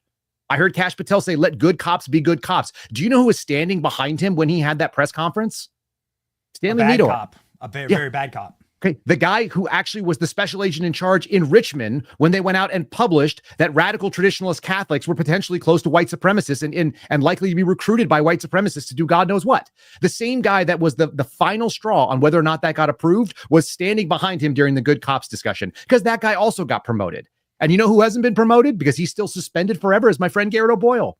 He's gone 30 plus months without a paycheck for telling people about real corruption like this and talking about, hey, here's the cases where FBI agents were investigating parents at school board meetings. And these are the specific parents, because when I released the first piece of it and I went to weaponization and said, look, they've introduced this threat tag and now the FBI is actually saying they're going to use counterterrorism resources on parents. That's pretty bad. The question is, did they actually do it? And Garrett O'Boyle was part two. He was the second punch in that, where he went to Jim Jordan's committee and said, not only did they release a threat tag saying they were going to do it, here's the actual parents' names whose rights were violated. And here's the people who were actually going to be the victims of that lie that the attorney general was involved in. You mentioned Merrick Garland earlier. He was the source of all this, but all of this stuff actually comes to a slightly lower level of corruption. People like Lisa Monaco, people like Lee Loftus, who are the number 2s sitting in the DOJ that actually run the DOJ historically. Like, the attorney general is kind of a figurehead. They give you like broad policy, but they're not actually managing specific offices. And so a lot of this stuff got carried out by people who are legitimately what we call deep state. They're administrative state. They're people that have been there for 20 or 30 years. They always get to retire. They never end up going and paying for any of this stuff. Their names are never publicized when the Office of General Counsel says, by the way, we had a finding of wrongdoing from 3 years ago, and these are all the things they did. They did this, and they did this, and all this, and here's the case for it. And we've also sort of concluded that this is true based on the burden of proof that we have. But that person has retired, so we have no options. We've referred it to FBI and DOJ has decided not to prosecute their own people because they went and they work in the private sector. The same lady who removed me, she works for General Electric. She has a job in aviation as a chief security person. And she removed a bunch of Christians specifically for saying they didn't want to get the vaccine shots and said, we have a sincerely held belief against this. And she said, well, we're going to pull your security clearance because you are not loyal to our regime. And you have some personal guidelines because we don't agree with the way you think. They did a straight up purge in the FBI. You heard Jim Jordan say this for the last couple of years. That's not fake talk. That's not just like someone being hyperbolic because they're in Congress and running for office. They legitimately purged dissent. So there were 2 types of people. The people who said, I don't think this is right and I'm going to highlight myself, you get removed. And the people who saw those people get removed and go, man, I still got a paycheck and the stuff I'm doing is not directly doing any criminality. I'm going to keep doing my job and shut my mouth. And so people have learned the exact wrong lesson. And unless we have accountability where some people pay and some people are made whole, which is a really big thing. If some people are not made whole and corrected, I actually got Schellenberger yesterday with my April Fool's tweet. Like I posted that Garrett O'Boyle and Steve Friend were reinstated with full back pay and benefits, and they've been promoted. And I got Miranda Devine. We got Alan Fuhr at the New York Times. So it goes to both sides, both in New York. We had Schellenberger, Project Veritas, various other people going like, yeah, congratulations. And it's like, yeah, that was a joke because it's April Fool's. That should have totally happened. That's why it was plausible. And that tells you exactly where America's at right now. The wrong people got promoted. The right people are still waiting for justice. We can't have that. I'll tell you, we will clip this, we will tweet it, we'll tag Cash, and we'll send it, man. I've already press tested this for them. You know what I mean? Amazing. Like there's a feedback loop now that is getting really tight, and it's important, and it really does come from the people who are victims here. And I would never classify myself as a victim, but Kyle, like if there are people who have been victimized by this, and this goblin straight up like tried to take us offline, tried to destroy our show and my company. Sure. And this was the intended result, was to demonetize and then deplatform. And so this is an existential threat to me, my family, the people who work for me, who are my family, who work with me. So yeah, like a dog with a bone, man, we're going in. Kyle, we got to jump, dude. You're the man. Thank you so much for always shedding so much institutional light on everything. And also for bringing up Val Kilmer, who is a legend, and who is the Iceman. And, yeah, it's sad to see it, man. It's sad to see him go. I mean, he only had 10 minutes of screen time in Top Gun, and he's the most memorable. Give me another Top Gun. No, I don't want to see the Batman one. No, show me the bite. There you go. Thank you. Yeah, there it is. That's right. The bite, the chomp, the gum chomp. Yeah, that's exactly right. Taking a bite out of crime. Kyle Seraphin. Everybody go follow Kyle. And obviously, he's a excellent source of information on this. 200,000 people already follow Kyle Seraphin. Get in there. Truly brave man. Thank you, Kyle. Thanks, Benny.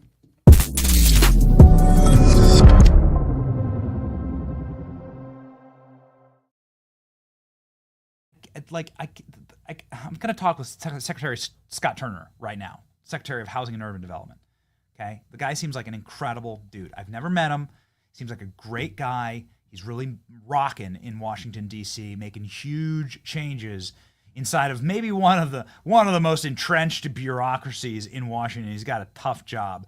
But I'm going to ask him a tough question off the top. Here we go, ladies and gentlemen.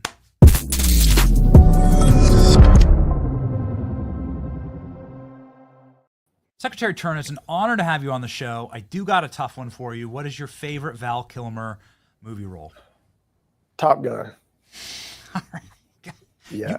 You passed. There's the bite. There you go. There's the bite. There it is right there. My production team pulled up him as Batman, which I think is like, you can put it up, pop it up. It's like, it's fine, right? It's fine. He's not the worst Batman.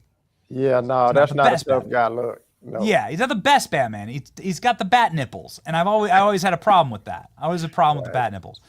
Yeah. Not where I was planning on going with this, Secretary. all right. But just wanted to maybe give you the first time ever that you talk about Batman costumes as a first off question. You're doing Great to be with you, Benny. It's great to be with you. You're doing incredibly important work, and I want to pop up this post yesterday that went thermonuclear viral, actually from March 26, where you terminated the mortgages for illegal aliens that HUD was running via Biden's taxpayer FHA plans.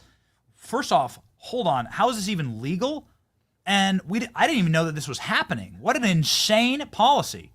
Yes, well, and Benny, it's so good to be with you. You know, we have taken two very distinct actions, and to this one that you alluded to with the FHA backed mortgages, we want to ensure that American taxpayer dollars are going to American citizens. And so no longer can illegal aliens receive FHA backed mortgages. And we want to make it very clear, because in the Biden administration, they prioritize illegal aliens over American citizens. And the second action that we took was with Secretary Noem at DHS to make sure that any HUD-funded housing, which is backed by and paid for by American taxpayer dollars, is only for American people. And so illegal aliens that are here in our country will no longer be able to live in HUD-funded housing, HUD-backed housing.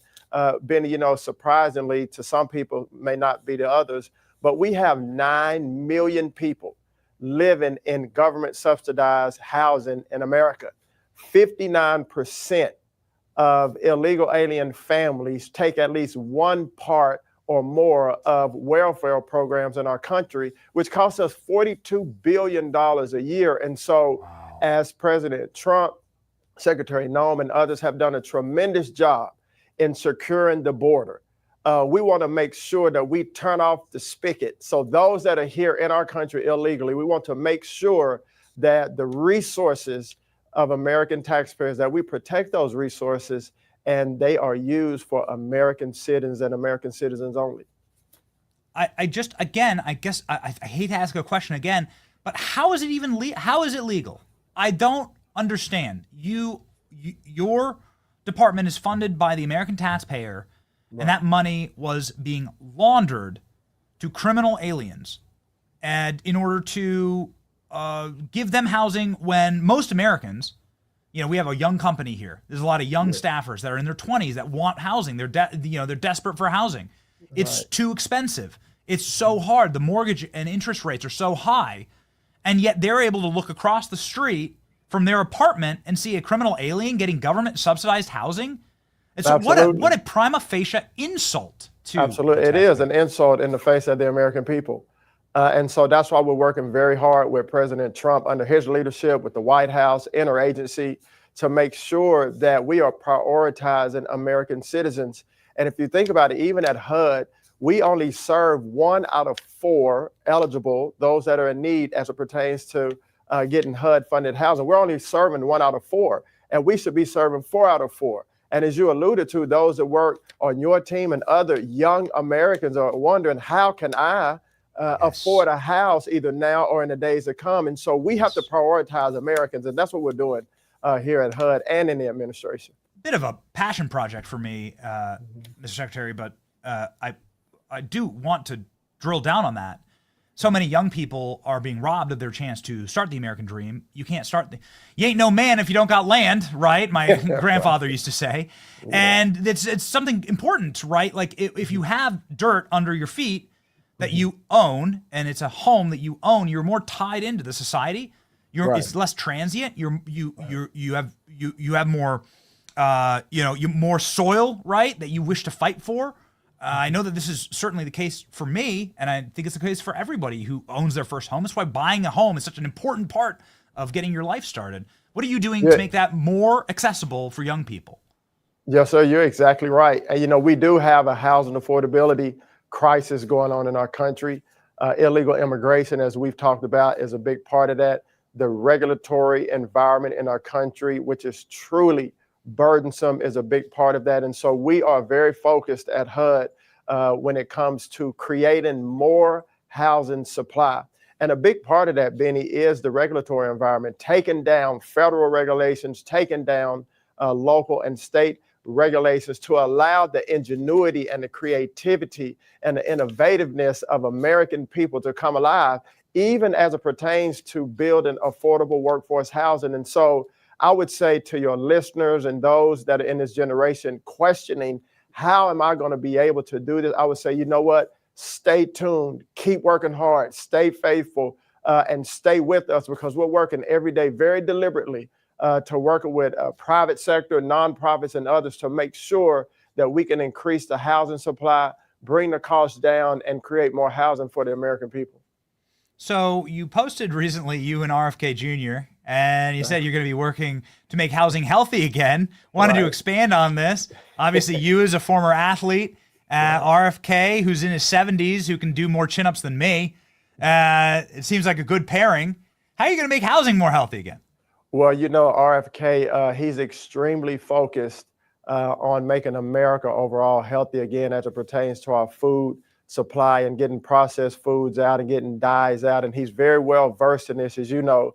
But when you talk about the neighborhoods or the communities in our country, in particular the urban neighborhoods, rural neighborhoods, tribal neighborhoods, in these neighborhoods, oftentimes, Benny, they're food deserts, they're health deserts. And so Secretary Kennedy and I and our teams were talking yesterday, how do we make these communities healthy? And when you talk about building affordable housing, workforce housing, he was saying, you know, we need to build even community gardens to get people out and to learn how to garden, to learn how to make and produce their own food, get kids involved, get every generation involved. And, you know, back in the day, historically, in housing projects, there was lead in the paint, there was in public funded housing, there was environmental issues. Many of those, some are still left today, but now the new construction is not just making it healthy on the inside, but also on the outside. And so we're collaborating together when it comes to physical fitness. How do we get the kids out, you know, to collaborate with their peers and their friends to exercise from an education standpoint, fitness standpoint, even Benny, from a spiritual standpoint, from a familial, a family standpoint. And so when we talk about making housing healthy again, it's including all of those aspects. That's wonderful, Mr. Secretary.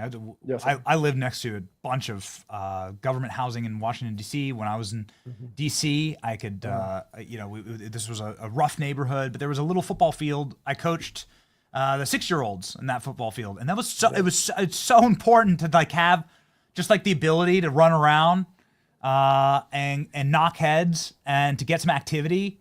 It was like the best part of those kids' days, and I just couldn't agree with you more, man. It absolutely. You know, kids today, they have so many distractions, as you know. They have video games, they have their phones. These, you know, cell phones to me are one of the worst things in this generation, as in particular for our young kids. Kids don't go outside to play anymore, to go run in the grass. If you just, back in the day, you throw a ball in the grass or put a couple balls, man, we used to make up games, you know, throw the ball in the air and whoever catches it, you know, tackle them. And so we want to really encourage young people to get back to being physically fit. And it also helps you from a mental standpoint. Kids that exercise, kids that are involved in sports, kids that are involved in team activities and exercise particularly, they do greater in school. Their behavior is better when they exercise and involved in fitness. And so those things and many more are coming when we talk about making our communities and our housing healthy. The man knows what he's talking about. He has an image of him during his playing days at the Broncos and at the Redskins, is it, as well? Chargers, Bills, Broncos. I'm sorry, did I dead name the Redskins? I apologize there. I love it. No, the Redskins, that's what I call them. That's who I played for. That's right. I'm sure you seem like a guy who gets very easily offended. Is this it? Yeah, there we go, right? Yeah. There you go. You might be able to do more chin-ups than RFK. I think I can get him. I haven't challenged him yet, but I think I'm going to. See you guys arm wrestle.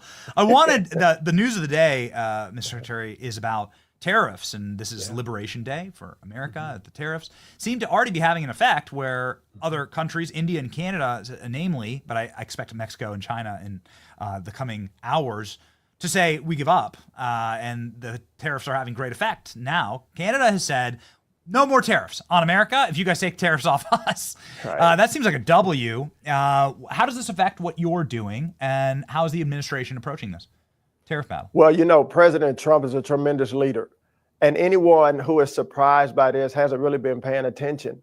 You know, in the first administration, tariffs were successful when it pertains to steel and aluminum. President Trump campaigned on tariffs. He talks about it every day. He is an America First president. He's an America First patriot. His number one and only priority is the American people. And so when you talk about trade, we want fair trade globally. And you talk about Liberation Day, to be set free, you know, from the grasp or the hold of others. No longer can other global economies or foreign adversaries take hold of us and hold us captive when it comes to trade. And so I would say those that are surprised haven't been paying attention. But the process that we're going through, Benny, is a process that I believe is necessary. Because over the last 4 years, America has become stagnant. America has become complacent. Status quo crippled America. And so when you go through transition, like we're going through right now, Benny, we're going through an economic transition time. But transition is not comfortable. When you're not comfortable, then you're growing. If you're growing, you're winning. I remember when I was in the NFL in training camp. Training camp was hard. It was never comfortable. It was never fun. It hurt. It was painful. There was always change. You literally were transitioning every day. You didn't know if you would have a job the next day. You didn't know if your teammate would be there the next day. And that was not a comfortable situation. But for the team as a whole, the end goal was to win the championship. And President Trump is a championship president. And America is the number one champion in the world. But we have not been living that way. We have not been training that way in the last 4 years. But that day's over. And I'm part of glad of this process, because I know even during the pain that growth is coming, even during the hardship that we're becoming stronger. And the people around the country, people around the world have been putting on notice that America is not only back, but America is very serious about handling our business the way we've been called to handle, and taking care of our people, not just for now, but for the posterity of our nation. Hey, man, preach. It's music to my ears. That's exactly how you grow. Yes. And it's exactly how you save a government that's gone so sideways. People don't like what you're doing. I did want to ask you really quickly about that hack of the video screens at HUD. Did you ever find the person who did that? Are they fired? Yeah, it's ongoing investigation, but we responded. We have a tremendous team here at HUD, Benny. And we do not play games when it comes to protecting this agency, protecting the American people, and protecting the mission that we've been called to. And so we are handling that in the appropriate manner. And those who did it will be handled in the way that they should be. But those things will not be tolerated here at HUD, not under my leadership, not under our team, because our number one job here is to serve the most vulnerable people of this country. And so we don't have time for games. Yeah. We don't have time for things that are not filled with integrity, transparency, and honesty. And so, yes, sir, we are handling that the way we should. Good. Well, I hope they do a block and tackle drill with you. In closing, we had to do it. We had our team pull something from the archives. It's it's the only available video of President Trump on a football field throwing a football. Oh, and wow. I wanted to get your opinion of this, since you are an expert. This was Patriot Field in Buffalo in 1992. President Trump gets one shot to send a football through a small hole in a tarp, and he got it. And I just want to get your play-by-play on this. You know, I like the way he approached it. He's relaxed. He's having fun. You know, he's very confident. Even the way he holds the ball in the spiral, you know, was tremendous. So when I see him, I'm going to let him know, hey, I saw that pass you through, and I think he did a great job. Yeah. Oh, man. We don't want you to leave. We need you at HUD. But you'd be a great sports commentator. You know, it's up to well, sir. It's an honor to have you on the program. Everybody go follow Scott Turner. He's somebody who's really rocking and rolling. He's got 115,000 Americans already. That makes him the most popular HUD secretary in history, let me tell you. And he's somebody who's really fighting for us. Yes. And it's great to have fighters on our side. Godspeed, Mr. Secretary. Thank you, Benny. I appreciate you, brother.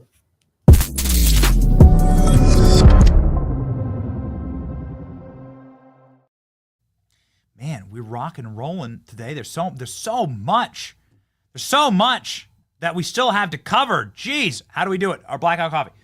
Here it is. There it is. It's getting hot now. It's a little hot. Sun coming up, right? Getting hot. So I got the old iced blackout coffee. Blackout coffee, ladies and gentlemen. Keeping us locked in, working hard, energized, ready to grind, ready to rise and grind. Message I send to Klein literally every morning at 6 a.m. Here we go. That's right, getting our workouts in. We are proud to be drinking Blackout Coffee. Blackout Coffee keeps us going. We head up to Washington, D.C. tomorrow to go chill with Steve Bannon, Miranda Devine, somebody who's censored by Elvis Chan, scumbag. It's great to know that I have a pack of Blackout Coffee in my bag when I travel so I can have it. Crack it open on the road all the time. Premium, small batch roasted coffee made right here in America, right here in Florida, not too far from where we do the show. When you drink Blackout Coffee, you're not just getting the best coffee out there. You're supporting a company that stands for you. If you believe in hard work and American values and coffee that actually tastes like coffee and not like burnt slop made by dirty communists, go to blackoutcoffee.com/Benny. Use the code Benny for 20% off your first order. Support the American dream. Drink Blackout Coffee. Be awake, not woke. blackoutcoffee.com/Benny. Stop settling and start drinking some real coffee. All right, ladies and gentlemen, where do we even go from here?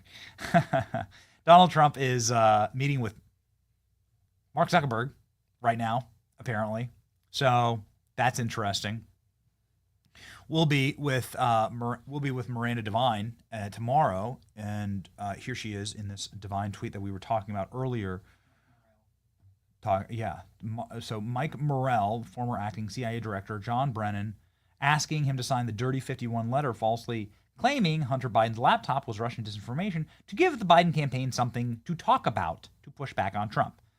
So about an hour ago in the show, we played you the video of Joe Biden doing exactly that, using that dirty letter and the censorship surrounding this issue in order to shut down the conversation of his son's laptop. I think there's one final thing that I just gotta play.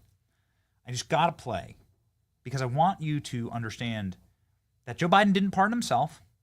Joe Biden is not somebody who is immune to being charged in these crimes. That Joe Biden is someone who could really say, you could really send a message by scalping Biden, metaphorically, legally. You could really send a message. They said that they should charge him at the DOJ, but that he'd be too mentally incompetent. Well, that ain't your choice now, right?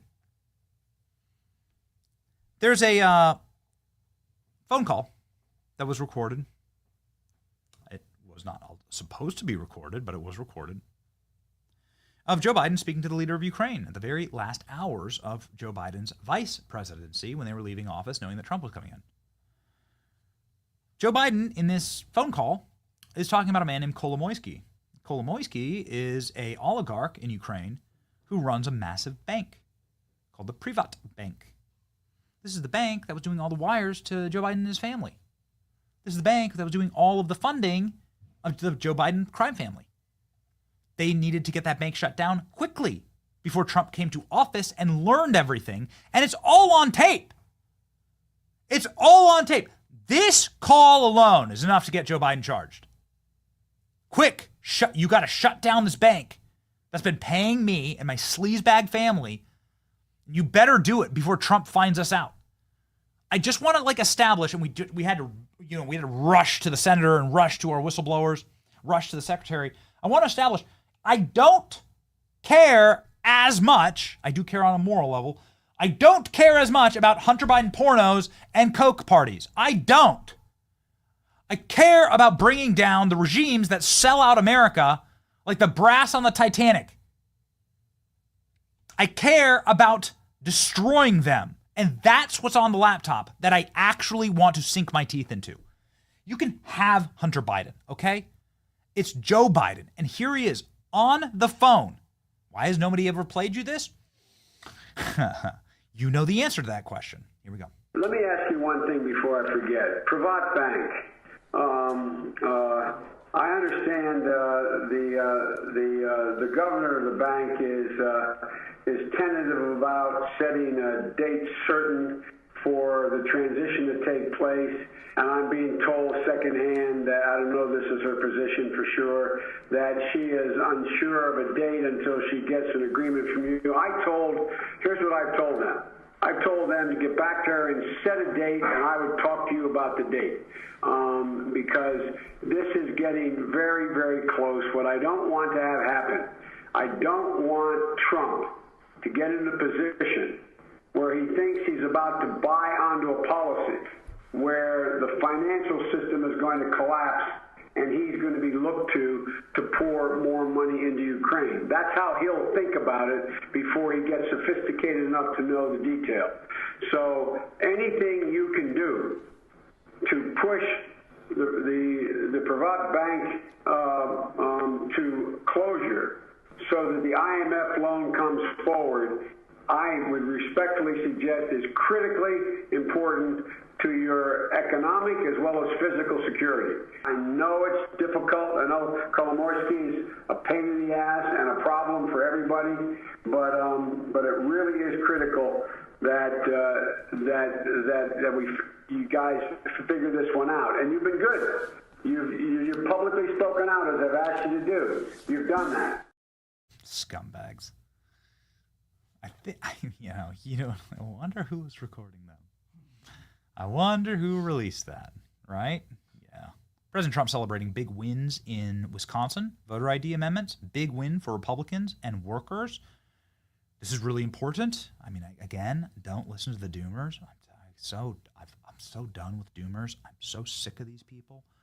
Oh, the sky's falling. Oh, everything's collapsing. Shut up. How about you get to work? How about you build something? How about you create something instead of like whining and bitching all the time?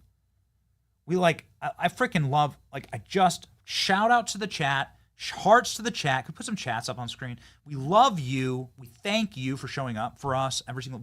We do our hardest to build here and to book incredible guests and to go and to hustle. So big hearts out to the chat. We freaking love the chat, and this is us. This is us building. This is what we can do. We're gonna go this weekend. We're gonna go to a Tesla protest and troll them with a Cybertruck. And Byron Donald's going to ride with us. It's going to be awesome. This is us. We're going to roll, all right? We're going to be at the DOJ tomorrow, fighting censorship with Steve Bannon. It's going to be awesome.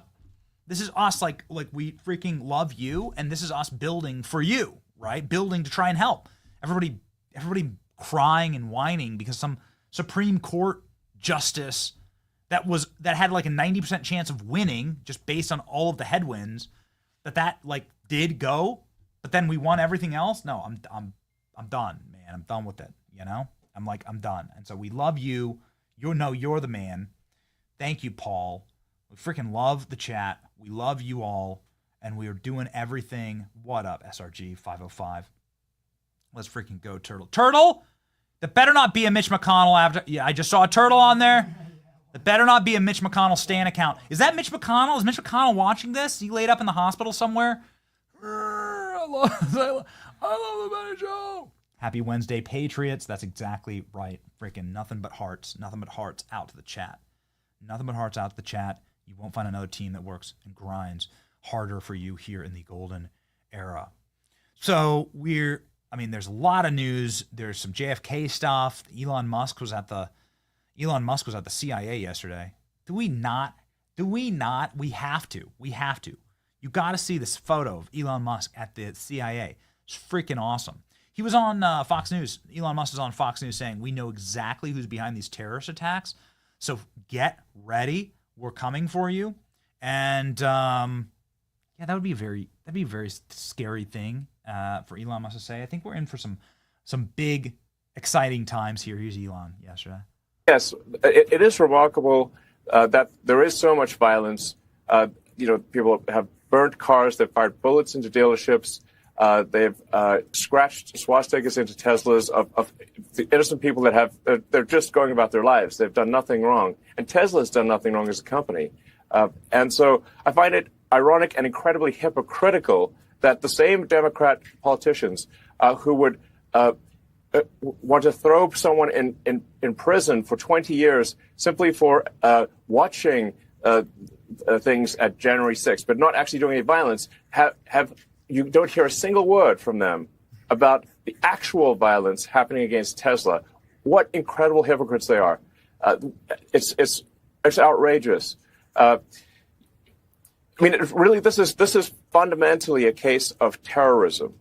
It's wide-scale domestic terrorism with the purpose of intimidation, and it's harming innocent people. It's really terrible. And I think what we actually have to get to are the people who are organizing and paying for these attacks and protests. That's who we really need to go after, because the people who are actually throwing the Molotov cocktails, they are the foot soldiers. Right. But we need to go after the generals, and we're going to do so. The president has made it very clear that we're going to go after those that are paying and organizing these violent attacks. And Attorney General Bondi has said the same thing. I believe that is exactly what will happen. Do you know who they are? We're coming for them. Do you know who those generals are? We're coming for them. And then as soon as Elon says that, he posts this. It's Elon Musk at the CIA. Freaking awesome. Okay, let's punch in on the first one. Here's Elon at the Central Intelligence Agency. That's John Ratcliffe. There, he's the director of the CIA, standing there in that famous little corridor that's in so many Hollywood movies and TV shows. And then here he is underneath this kick-ass spy plane. That's cool. When do we get to go to CIA? Can we go to CIA? Kara, can we go to CIA? Kara's our awesome booker. She's like unsung hero of the entire show. Kara, can we go to the CIA, please? Can you book that for us? I want to go to the CIA. I want to go to the CIA. I want to go to some super chats. We're gonna make a stinger. I'm gonna make a stinger about super chats. We do super chats every single show. We're gonna do super chats every single show. Here we go. Your Barmy. Wisconsin's garbage. Well, our graphic designer Jamie lives in Wisconsin, so she's not garbage. So I'm gonna stand for Jamie. Okay. But we were in Milwaukee, and I can tell you there are some garbage places in Wisconsin. I can tell you some people, yeah. But these people aren't garbage here. Look at this. Look at these. Look at this beautiful map of the state. Look at that. The entire state voted for voter ID. 60-30. So that's good, right? Okay, here we go. Josh Monroe, in a message to Elon, says, I don't think it'll happen, but people might try and short Tesla stock. That is money. He's going to buy more if that happens. It's money that I'm willing to lose. That's exactly right. And we're giving away a Tesla, just FYI. Giving away a Tesla. And it's not a promotion. Nobody's paying us to do this. It's not like an ad, right? We're just going to, God has made the show where we can do, we can hire people. We can do large format things for the people that support us, and we can support Elon in the same way. So we're going to give away a Tesla. Go to BennyJohnson.com right now to enter. All you got to do is subscribe. There you go. Isaac Vanderbilt. Are you related to Anderson Cooper? When did they mail in ballots? Was the real rig. When they did mail in ballots with the real rig, you're exactly right. Correct? Isaac Vanderbilt, you are a smart man, very smart family. But yeah, you're exactly right. Jamie, how is mail-in ballots legal in Wisconsin? Please tell me, what are the laws for mail-in ballots in Wisconsin? Something that I don't have off the top of the dome. Does everybody get a mail-in ballot in Wisconsin? God, I hope not. Goodness, I hope not. But we know that elections have been rigged in Wisconsin. The Senate election was rigged, for instance. But yeah, you're exactly right. They lied about Hitler being killed. I wonder what else they lied about in history. So Manus Het here is talking about how Argentina is going to be releasing new documents on the Nazis that moved there in an operation called Operation Paperclip and the Rat Lines. And these are lines of travel where Nazis went to Argentina by the tens of thousands, actually, after the war. And this is well documented. And there's just, no physical evidence that Hitler died in Berlin in 1945. Whatever you think about that, there just isn't Okay, there's just zero. The Soviets said they found a skull fragment. It's a skull fragment of a 40-year-old woman. DNA tests show. So it's all a lie. It's been a lie. Always been a lie. So what happened? I don't know. I guess there's a possibility, and they never found the body. It's also a possibility they escaped. So who knows? Who knows? But with Argentina releasing the documents, we'll see. If conservatives lose Canada, I will be blackpilled. Don't. I'm not your buddy, guy. Don't be blackpilled. Don't. We're going to win. Pierre Poilievre has great polling numbers. We should get him on the show. Kara, get him on the show. Kara's awesome. Kara's our booker. You'll hear me shout out Kara. You hear me shout out Kara. Come on, Pierre Poilievre. Okay. Had a client come in yesterday for tax prep, didn't even have a Social Security and 1099, literally tried to blame Elon in my MAGA-filled office. Oh, no. So S. Joe, I think, must do tax preparation, I guess. And so didn't have a Social Security number? Is it a criminal alien? My goodness. I hope he didn't do the taxes, but, everyone's got a job to do. Elise 777 says, welcome to the Dash 45. The Dash always means something. Didn't he tell us? He has it all. We have it all. I suggest purchasing smelling salts. Okay. I love that. You're right. The Dash. It's all that matters, right? Your life, it'll say the dates on your tombstone and what happens in the Dash between the day you're born and the day you die. That's your life. How are you remembered? Most people are not remembered for the amount of money in their bank account. Most people are not. Nobody scrawls the number in their dying bank account on their tombstone. No, you're remembered by the way you treat your family. Talk to billionaires. I actually spoke with a couple billionaires the other night here in Tampa. Tampa's a big Republican fundraiser area. It's not like I'm a billionaire. I'm not. Even close. Or never will be. Okay. But we're proud of the little business we're building here. Anyway, it gets us in the room with people during Republican fundraisers. And it's amazing talking with these guys. You talk with these guys and you ask them like, they're older guys. You're like, what are you most proud of? To a man, they're the most proud of their adult children wanting to spend time with them. They don't say their yacht. They don't say their plane. They don't say the business they sold in the 80s. They say they're proud of their kids wanting to spend time with them.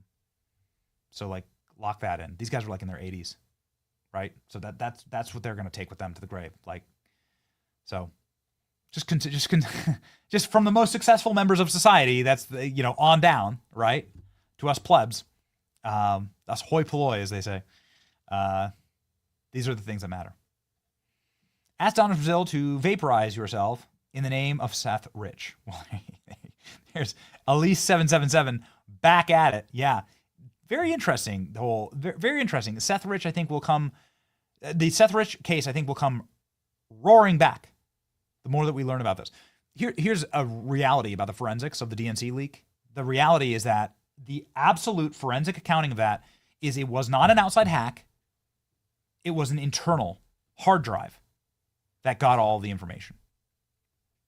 That's a matter of forensic realities. It wasn't the Russians hacking the emails. That was always a lie. So who did it? And then who tried to cover it up? Imprison the whole Biden family. None of them, their buddies, have legitimately been pardoned. You now have a new list. Use it. Well, that's exactly right, Manus Het. Manus Het, there is a huge legal challenge. We've had legal scholars on the show that say, wait a second, you can't pardon somebody who hasn't been charged with crime. You can't just do that. If that's the rule, then every president will will pardon every person in his entire Rolodex till kingdom come. I'll just pardon my whole family. Why wouldn't I, if I'm president, I have 4 kids and a wife, why wouldn't I pardon all of them plus every employee at this company? Why wouldn't I just pardon all of them for everything they've ever done? Like, why not? What a nice gift to give to somebody, just in case they effed up back in the day, right? They filed their taxes wrong, whatever. Like, what a ridiculous precedent that we are setting. So yeah, you're right. It's not legally viable. It shouldn't stand. Benny, you should do a show with Officer Tatum. The two of you would be a dope stream. 10, 20-minute segment. Keep fighting. Done. I have Kara sitting right here in the chat, and Kara will get us Brandon Tatum. Brandon Tatum's a total homie. I'm a big fan of Brandon Tatum. I know this guy.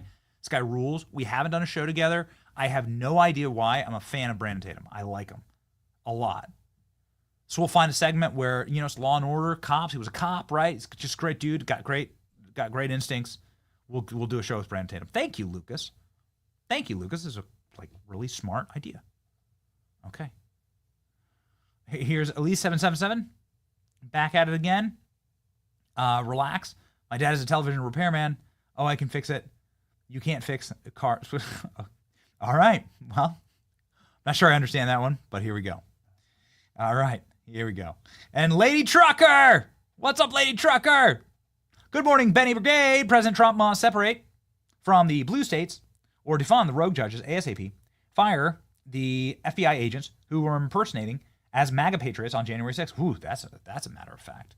We have that clip. We have those. We have the footage of the guys LARPing, the FBI agents LARPing as MAGA supporters who raided the Mar-a-Lago residence. You're exactly right. Lady Trucker, we will be at the DOJ tomorrow. We will be meeting. I can't tell you the names. We'll be meeting with people who have the power to fire these agents, and we will ask for you. We will ask for you, and we'll get it on camera. We'll flip it around. We did a little interview with General Flynn when we were up there the last time, and we will ask this for you in your honor, Lady Trucker. Why not fire all the agents that were there on January 6th? I think they have done a lot of that, though. A lot of that. But thank you for the question. Here's CR. If Kamala won, this would happen even worse. No free speech. You're exactly right. The whole point was to shut us all down. Mike Benz is excellent on this. I would say if we wanted to do 7 hours straight. So I ask a question. With Mike Benz, here's how you interview Mike Benz. You ask a question for 30 seconds, 20 seconds, 21 seconds. And then you sit silently for the next hour. It's actually fascinating. I get to kind of sit back. That's great. Okay, here we go. The original Dudette just sending in. Thank you, original Dudette. Chan conducts himself more like a CCP officer. Yeah. Well, I mean, this is how CCP operates. CCP ran secret police stations. They've been closing them because Trump's been going after them. They ran secret police stations for any Chinese American who criticized China here in America. So they'd haul you down to their secret Chinese police station on sovereign American soil. Yo! Klein, you don't know this, but Klein Wong, his last name is Wong, and you half Chinese? Half Chinese and Portuguese. Okay. So something that ALX and I didn't do when we were hiring Klein is check to see if he's a secret CCP police officer. So thank you, intellectual iconoclasm, for your question here, because we don't know if Klein is a secret CCP officer. He could be. He'll have to answer. I'm adding Klein to the stage. Here's Klein laughing. This is Klein laughing. We have a problem with the redundancy of the mics, so I'm not sure. But this is okay. All right. Klein, can you answer on the record? I'll mute myself. Can you answer on the record? Are you a secret Chinese police officer? I'm not a secret Chinese police officer, and I have criticisms of the CCP. Sounds like something a Chinese agent would say. It sounds like your training. Sounds like your training has come in handy. In the Shaolin Temple. Klein, yeah, nobody in the chat, nobody in the team believes Klein. Do you believe Klein? Klein, let us know, chat. Okay, all right. Here we go. Don't trust Zuck. Manus Het says, yes, I totally agree with you. Same OG. Let's just do 2 more here. All right, ladies and gentlemen. Because I wanted to sort of run us up to, it's 1 p.m. Eastern Standard Time. I would like to do more of this. Let me know. The chat's telling me we should do super chats more. We're going to make a whole stinger. This will be a whole thing, and we'll read chats because we love the chat. It's just me Or are we weeding out all the CCP activists who've infiltrated our country's ideologies? Not a coincidence here. You're exactly right. Yes, it does. It does seem like that. Some of the first arrests. Can you grab me this, producers?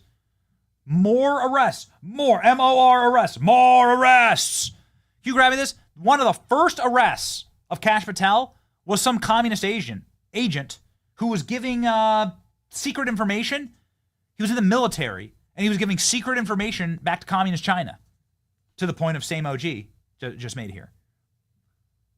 They did it. We have the news articles to prove it. He was a member of the American military. He's a member of the armed services, and he was giving secret information to China. So the answer to your question, yes, a lot of Chinese communists are being rooted out, but we need root out a lot more, including maybe in our studio. We don't know. We don't know. Freaking love Klein. All right, intellectual iconoclast. There it is. All right, we can just pop that up. We need a rule change in Congress. All debates and discussion on the floor committee must be oath sworn. What happens to our country? What happens to our country is we do it. So saying that you must swear an oath that you're telling the truth before the Congress. Oh boy. Well, no one would ever speak again. No one would ever speak again. And Lady Trucker back in action. Lady Trucker, President Trump separate from the blue states. Strip Pelosi. Please don't strip Pelosi. Whatever you do. I'm begging you, don't strip Pelosi. Okay, moving on. Strip Pelosi of her security clearance. Oh, got it. Okay. And Schumer. And maybe just declare martial law and shut down the demon rats. Blah! Sorry, I'm so sick and outraged. Well, yes. So are we, Lady Trucker, and thank you for fighting with us. Thank you for fighting with us. These people didn't want us to have a show. Here, by the way, is active duty former Army soldiers arrested for theft of government property and bribery scheme in order to sell this information back to China. You can go ahead and read here on the DOJ website. Elvis Chan is with the FBI still. Elvis is working with for Microsoft. How is this possible? Let's get rid of the security clearance. Let's get him out. Exactly right, Lady Trucker. I cannot agree with you more. And R.I.P. Val Kilmer. That's the last one today. R.I.P. Val Kilmer, ladies and gentlemen.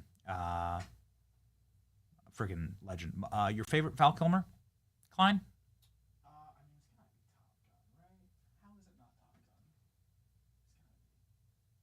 I'm your Huckleberry, right? Like, yeah. Oh, okay. Tombstone? Yeah. Dude, we had a whole Yeah. Tombstone. Yeah. I'm your Huckleberry. It's got to be me. Yeah. For me, it's. Sorry, guys. I gotta switch my brain. What's the character name in Tombstone that Val Kilmer played? Doc Holliday. Thank you. My apologies there. Sometimes you just gotta. Sometimes there it is. Okay, Doc Holliday. My favorite Val Kilmer role for sure. Hugs from Chile. Keep fighting, brother. You guys, the USA back and stronger. We love you. You can put Doc Holliday up. That's right. Nobody in Chile is offended by Doc Holliday, especially not Valito. Cool, man. Sweet. We love you and hugs from Chile. That's awesome, man. I would love to go to Chile someday. That'd be great. Yeah, we would absolutely love that. Okay. Well, ladies and gentlemen, we're back at it. Love your energy, all hyped up. Everything at the beginning and the end of your show. We love our people. We love our people. That's our people right there on screen. That's our people. Look at that. That's just this is peak Western cinema. There is nothing better. This is peak Western cinema. And we thank you all. And we love you. To prove it, we'll get you the verse of the day, right? Obviously. This is how we prove it. Okay? Give you absolute truth, rock solid truth. Some of the things that we do on the show is speculation. Some of it is wild speculation. Here's actual truth from Ephesians 4:26. Don't sin by letting anger control you. Don't let the sun go down while you are still angry. Such important. Sometimes it's hard for me because we have very intense show here and very intense days, right? You come home and you want to dump that stuff, but sometimes the stress gets to you, right? You behave badly. This is the beauty of having children, in fact, because when you're met with these glowing, happy, squishy little faces. Like, it actually just de-stresses, it de-stresses you immediately. And so this has been very helpful for me. But the truth is that I have an anger problem. Like that's an absolute fact. I mean, so it's like you can see it. Like we're rip roaring, we're yelling sometimes in the show. Like when you get emotional, right? You get emotional. You get like tied into this stuff. And I do get angry. I got angry on the show today because this pissed me off. This entire thing pissed me off. They tried to take out my team. They tried to take out this entire show. They tried to destroy us. They tried to eliminate our chance to talk together every single day. Yeah, this is a photo of me. This is what I come home to every single day. This is St. Patrick's Day. How can you be angry? And yes, you're right. I come home. I do come home pissed and super tense, right, from a day at work. I mean, look at what we have to do. We do this today together every day. But yeah, this is how you do it. You just hug them all, right, and then immediately depressurized. All right. Thank you for marching with us. Thank you for being our friends and our friends in the chat. We are going to win. We will have the victory. Don't listen to the doomers. We out ya. We, ladies and gentlemen, will march alongside you. It's your boy Benny. See ya. So I just want to clear things up. We do not make memes about the left and the other things because it is easy. We meme them because it is fun.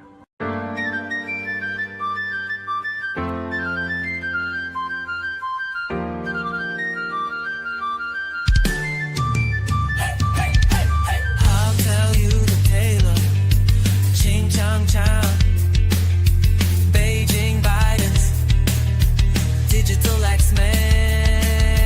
Elvis in the building lays down his plan. If you mention that laptop, Hunter will be sad. Talk about it and you will be banned. Guess what? Guess what? Everything will be okay. Guess what day? What day? It's hump day. Get it on.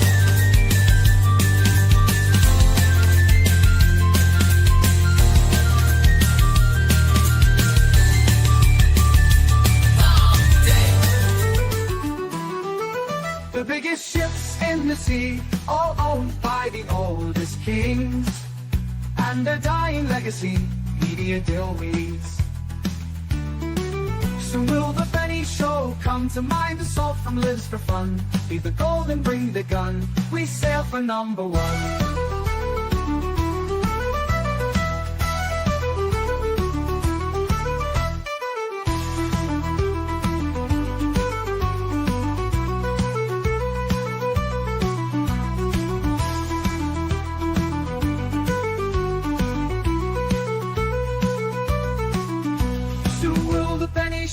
Come to mind, the salt from Lives for Fun, leave the gold and bring the gun. We sail for #1. The biggest ships in the sea, all owned by the oldest king.